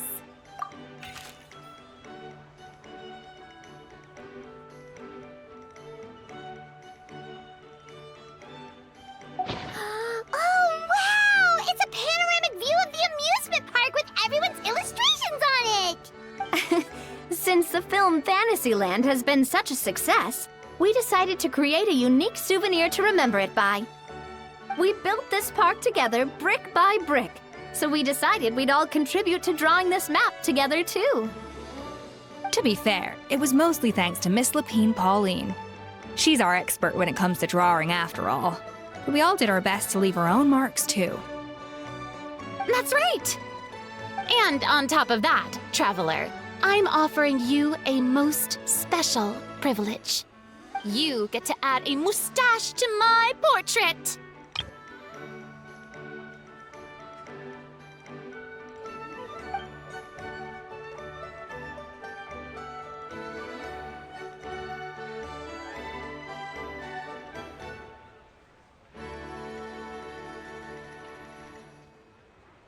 Bolognese sauce flavor. Well, that sure counts as a surprise twist. You win this round!